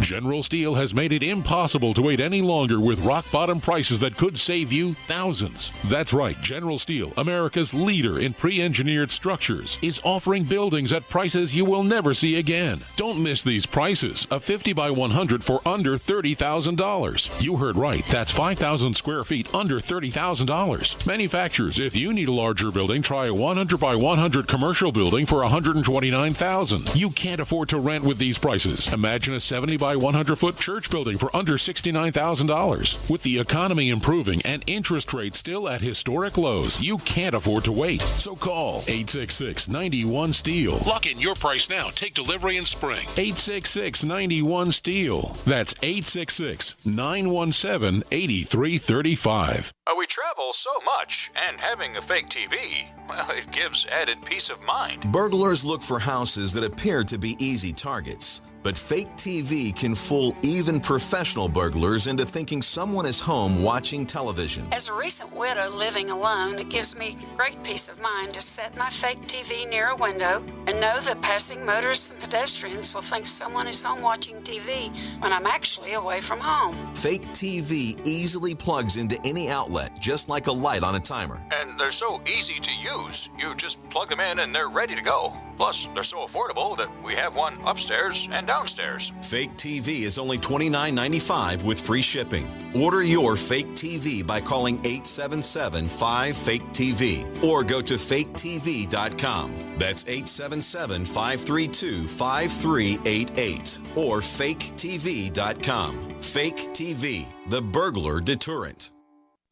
Great news, pure water lovers. BigBerkeyWaterFilters.com has a special discount offer for all GCN listeners. You can't do better than a Big Berkey for economy. For only 1.7 cents a gallon, a single set of filters can last for 5 to 10 years. There's none better than a Big Berkey for emergency preparedness as a backup water source. And you just can't beat a Big Berkey to remove dangerous chlorine, all types of fluoride, pathogenic bacteria, cysts, parasites, and unhealthy byproducts from municipal water. Berkey water filter systems are even powerful enough to purify stagnant pond water. For the gold standard in water filters, get a Big Berkey at BigBerkeyWaterFilters.com. And all GCN listeners get 5% off all ceramic filter systems. For details, call 1-877-99-BERKEY. That's 877-99-BERKEY. Big Berkey Water Filters, for the love of clean water. Hi, this is Ted Phillips listening to the Paracast, and it's as good as it gets, believe me.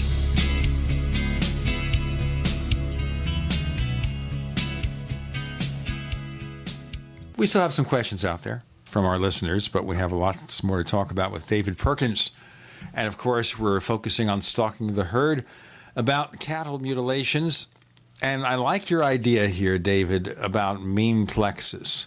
But that implies that we believe in something that may not be the case, but it's part of our evolutionary cycle. So what do you think? Well, I was wondering when he said mini meme if he had his pinky underneath his chin. I did. Mini meme, yeah. Well, memes, this is the fascinating research to me right now. It's what keeps me going. Is this And by the way, we're not going to get sued by Vern Troyer if we continue using the word mini. Oh, righty. Well, it's I'm looking at it from an evolutionary point of view, and it's like Terence McKenna said something like, getting off the planet is the great goal of all biology, you know. That we will be destroyed eventually if we don't get off the planet, and the nature of life is to find survival strategies, and whether those with us, those may come in an unconscious form, they may come in a very conscious form, but I think there's an unconscious element to it that we don't quite know why we're doing what we're doing, but or believing what we're believing. But it's paving the way for these next big steps.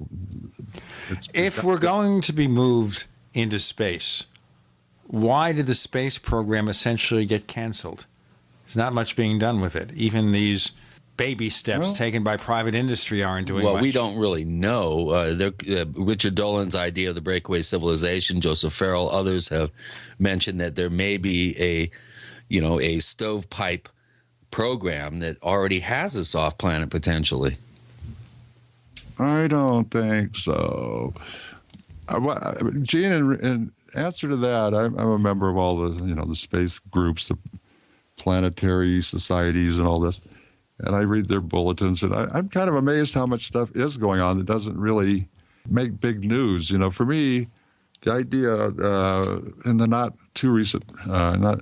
recent past, we sent a probe to intercept an asteroid, which was millions of miles away. And we landed a camera on it that was sending back video to within 3 feet of impact of the surface. And I thought, boy, that is a piece of engineering. I mean, that is remarkable. Whoever came up with that. And we're doing all that kind of stuff. We're studying how to divert asteroids. I keep getting these things. Okay, the latest thing is the laser bees, I think they're called. It's a swarm of little satellite things that if an asteroid's heading toward the Earth, we'll figure out how to deflect it with mirrors. We'll heat it up. We'll do this. We'll move it. We'll gently nudge it off its course, and all these different techniques with solar sails. And boy, they're working all the time trying to figure this out. We'll just call up Ben Affleck and Bruce Willis, and they'll fly over. That's it, really. But those are images, those are memes that are planted in our heads. Like, wow, someday we may have to divert an asteroid. Gee, really, we might have to do this. So anything that promotes the idea of a spacefaring civilization, including these meme plexes that I've been describing, is part of an overall survival strategy for us and or Gaia. I'd still love to see a public program where we're going to the moon and Mars and elsewhere. Chris, some more questions? Well, here's one that's, I think I kind of surprised David with this observation early on, but this comes from Wade Ridsdale, who's one of our real active posters at forum.theparacast.com. And he kind of sums it up pretty well here and imposes a question. If one of the major reasons for cattle mutilations is in the name of environmental monitoring and done by black op type government agencies here in the U.S. and maybe elsewhere, why do you think that the Brahman breed is still left untouched?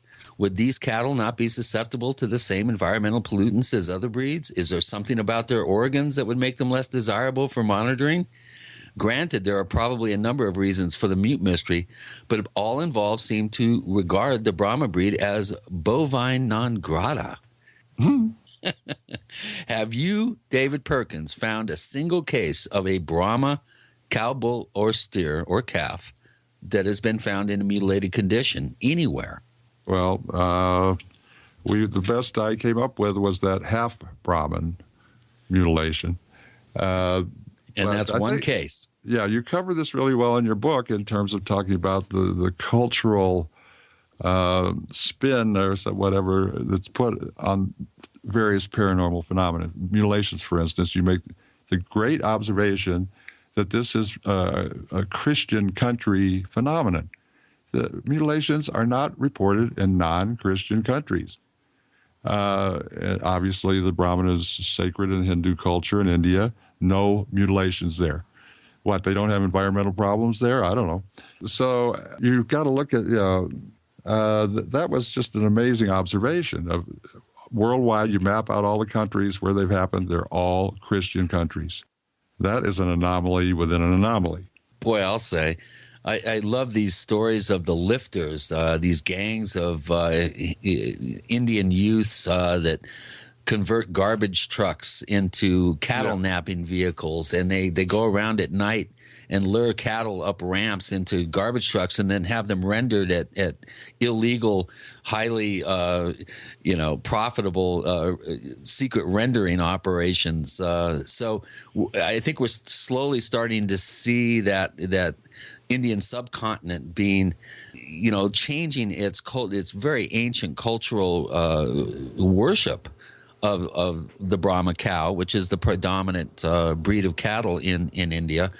But one thing that I was also surprised to find is that India is the world's largest exporter of beef. Yeah. Amazing, huh? That was another showstopper. Yeah. We're stopping a lot of shows here. Jeez. Well, if they're not going to eat them in India, they might as well make some money off them, right? At 17,000 McDonald's in the world, I think there's 270 in India or 300 outlets, and none of them serve beef. Yeah, good point. Well, we haven't even talked about my favorite theory, which is kind of an offshoot of the environmental monitoring theory, but the whole idea of mad cow disease possibly being some sort of inadvertently escaped weaponized form of transmissible spongiform encephalopathy, and that possibly one agenda that's dovetailed with others, as we've discussed, may be to monitor the potential spread of mad cow disease in the environment. What do you think of that particular theory, David? I think it's a pretty good theory. It's one of those that we could build up pretty far, and then I think I could tear it down pretty far. But it's quite interesting, and I'm kind of amazed in a way that NIDS would come up with this, Colm Kelleher. But I mean, after even hearing, say, Greg talk the other day about Gabe and Valdez and his experience with NIDS, it's almost like Gabe wasn't aware of what went on the so-called Skinwalker Ranch, right? And talk about attendant phenomena. It was just everything there, just complete nutso paranormal wonderland, And to weed that out, to weed all those other things out, the attendant phenomena, and say, okay, well, this cow was cut up and these parts were taken, and that's what's consistent with testing for prion diseases. It's like, okay, but what about all this other stuff? Well, that doesn't relate right now. So that's problematic to me. It's just problematic. But, that's the same problem I have with my own nuclear theory. I mean, it just doesn't seem to explain all the evidence. There's just too many other loose ends floating around. Right. That just don't plug in. So if you're going to have a really comprehensive theory, you've got to have something that allows all of that evidence in. We're going to have another segment where we're going to allow all of the evidence in. Chris's book is Stalking the Herd. Go to stalkingtheherd.com to place your order for the book, and Chris will sign it. How about that? Until his hands are worn out. With Gene and Chris, you're in the Paracast. The nation's largest independently owned and operated talk radio network. The Genesis Communications Network. GCN. Attack of the Rockoids has been well received by critics and readers alike. It's a thrill-a-minute story you'll never forget. A former U.S. military intelligence officer is haunted by intense dreams about a beautiful woman pleading for his help after a terrible battle in outer space. But the dreams turn out to be true and thrust him into a telepathic love affair with a woman whose faraway planet is intent on destroying the Earth. And now the gripping tale continues in The Coming of the Protectors. It's the second book of the Rockoids trilogy, a galaxy-spanning adventure that pits our hapless heroes against powerful, fanatical enemies that threaten the lives of freedom-loving beings everywhere. Attack of the Rockoids and The Coming of the Protectors, classic science fiction at its best, available now. For more details, visit rockoids.com. That's ROCKOIDS.com. How many good people procrastinate? When was the last time you updated your last will and testament, your living will, and your healthcare power of attorney? If you could get these documents included with your Legal Shield membership for no additional charge, wouldn't it just make sense to have the peace of mind of owning a Legal Shield membership? Worry less and live more with lsprotection.com. That's lsprotection.com, or call 855-340-SAVE. That's 855-340-7283. Results will vary from case to case. I'm David Cordani, President and CEO of Cigna. We're proud to support the March of Dimes by walking in the March for Babies. It feels great to know that the money we raise funds life-saving research and programs that improve the health of babies. With your help, we can make this year better than ever. Join Cigna and our coworkers across the country in March for Babies to help more moms have full-term pregnancies and healthier babies. Start your team today at marchforbabies.org and march to help our babies. Thank you. For over 5 years, you've been hearing about the Berkey guy, so you may know a few things about him. For example, you are well aware of the superior quality and effectiveness of Berkey water filters and accessories. But did you know the Berkeys have had independent lab tests done to prove just how effective they are? It's true, and he can email you the test results. Just visit goberkey.com. You may also know that the Berkey guy has helped tens of thousands of people get better prepared. Now here's something you may not know. GoBerkey.com has amazing specials and deals all the time on a wide variety of survival and preparedness products, most ready to ship same day. Visit the Berkey Guy at GoBerkey.com and be sure to click the red Products on Sale Now button. You can always call toll-free 877-886-3653. Again, that's 877-886-3653. GoBerkey.com, home of the Berkey Guy. Hey, gang, as you can imagine, living with the moniker America's Mr. Right can be kind of tough at times. But you know what? It's easy to live up to the challenge when you're feeling good. Hi, everybody. I'm Jason Lewis, and that's why I watch what I eat and supplement my diet with great products from Youngevity, like their great vitamin mineral complex drink, or a protein shake, or my favorite probiotic dark chocolate packed with antioxidants. You know, I love these products, and I'll bet you will too. And now you can get them all at jasonlewisteam.com. Now, look, these are just the things I like from Youngevity, but if you're looking for a sports drink endorsed by an NBA All-Star, or a shot of Pollen Burst, the best energy drink on the market, it's all here too. All you have to do is go to jasonlewisteam.com or call 1-855-310-TEAM. Now, that's 1-855-310-TEAM. Get all these products and more and feel like America's Mr. Right. It's jasonlewisteam.com.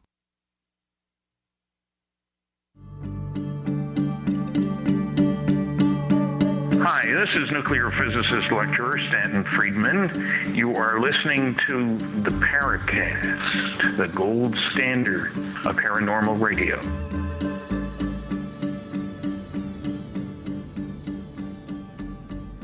That's Chris's hands being worn out. Oh. He'll then sigh it with his feet and then fumigate it. What do you got? One more segment? Where are we? We are on the final segment, David Perkins. All right. We'll be summing it up or what? I don't know. Taking questions, right? We're taking questions. Right. Yeah. David, let's go ahead and hear your final summation here. What's going on here, David? You ready? I was born ready, dude. You know that. Hours and hours later, it's like, oh, God, is he still droning on? Years and decades later. Really? Make him go away.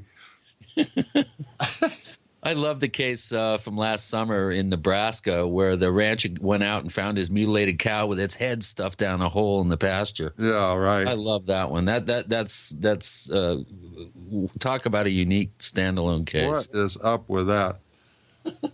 I thought ostriches were the ones that put their head in the sand. This is the first time I've ever heard of a cow with its head stuffed down a hole. Yeah, mutilated. Well, that certainly dropped the show to a dead stop. Yeah. Another showstopper. Oh, yeah. You're very good at that. Yeah, especially this particular episode. Well, David, come on. Where do we go from here? We're going to be analyzing Stalking the Herd in this book that we're going to co-author together. What are some of the methodologies that you think we should be pursuing and utilizing for this process? And what are some avenues that excite you in terms of where to go, what road to go down here? Are we on the show? Are we running? Yeah. We've been running, man. Okay, we're running. Quickly. Well, like I say, where my interests lie are in these other realms that aren't as scientific as what you're describing. However, according to my theorizing, monitoring the spread of prion disease, it might not be monitoring. It might be pointing us to problems in our environment. This particular mechanism that I'm trying to describe could have many purposes if we know how to read it. It's just sort of like a meta, some sort of mythological guidepost or something. If we can figure out what this phenomenon is saying, that where these problems are. Okay, we have problems with nuclear contamination. We have problems with contamination of the food chain. We have problems with authorities, in a new world political order. This is getting, it's more poetic and metaphorical than anything else. But if you're reading like Tom Bearden was back when he wrote Excalibur Briefing, these are tolpoidal manifestations, representing our unresolved conflicts. And the way he read cattle mutilations was that the Soviets are about ready to destroy us, that the, taking of the udder is like taking of the mother's milk, and these other parallels. Talk about a blind spot. He basically describes the Jungian mechanism for collective unconscious manifestations, which is very interesting, which is the tulpa idea, which goes back to Tibetan spiritual masters of being able to create physical manifestations. But the idea of being able to read what this actually says, maybe it's like a message to all of us. If we can read it, here we can identify these problems. And in essence, that's what Colm Kelleher did. He read that, and what his data presented him and said, this is what needs to be done. He writes a book, very good one, about the problem of, CJD and mad cow, and it's really coming into the fore more and more and more. And the book is Brain Trust for you people out there that really want to do your research. Right. So you can look at the phenomenon and read these this gets very subjective, but say, okay, this is problematic. Here's a problematic area that I've identified by looking at these cattle mutilations. Isn't that interesting?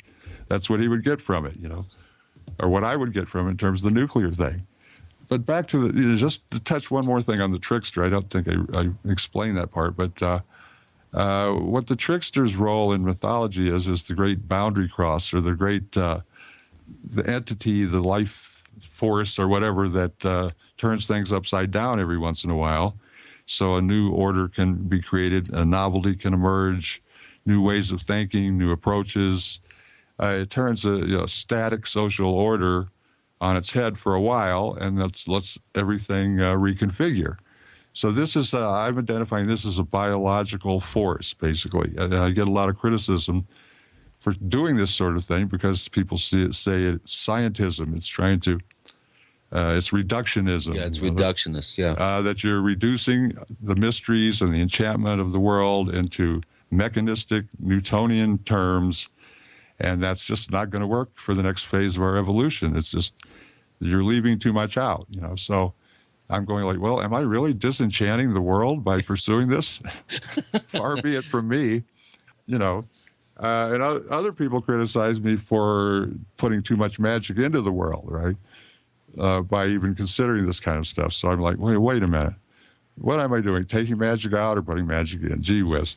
So, it gets very confusing at that level. But it seems like that, to me, Gaian theory will have a lot of implications for our dealing with climate change and the really pressing issues that are, could destroy Gaia.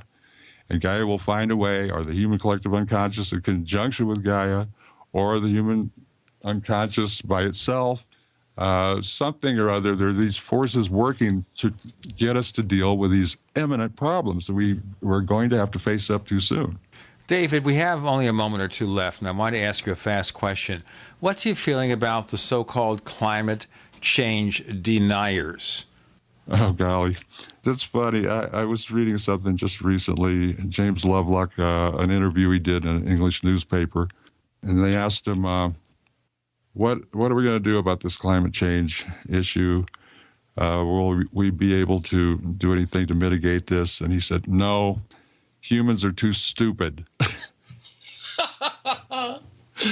Oh, what a great comeback. Right. He did. That was a paraphrase. Wasn't exactly the way they put it, but that was the headline. Humans too stupid to deal with climate change.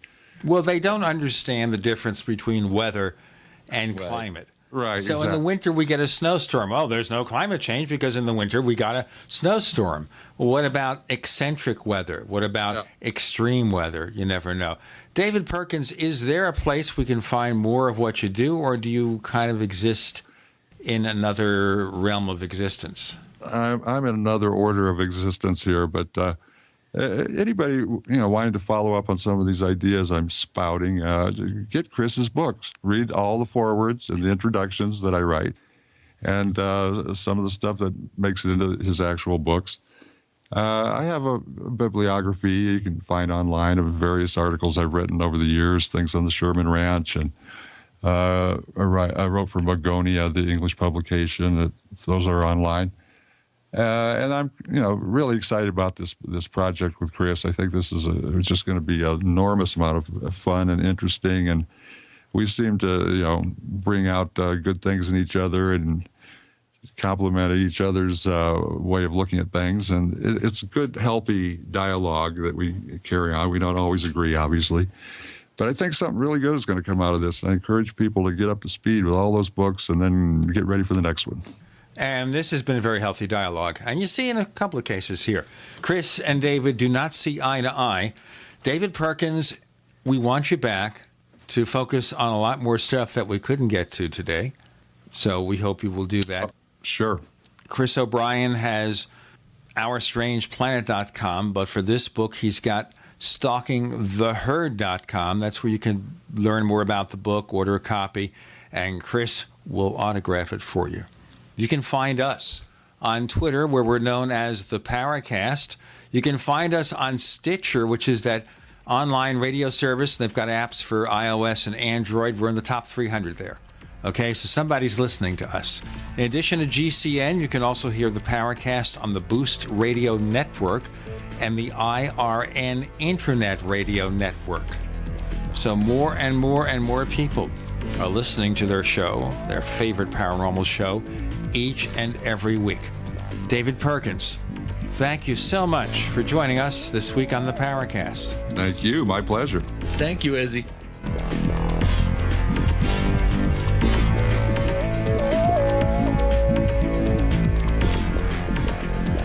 The Paracast, featuring Gene Steinberg and Christopher O'Brien, is a copyrighted presentation of Making the Impossible, Incorporated. Tune in next week for a new adventure in The Paracast.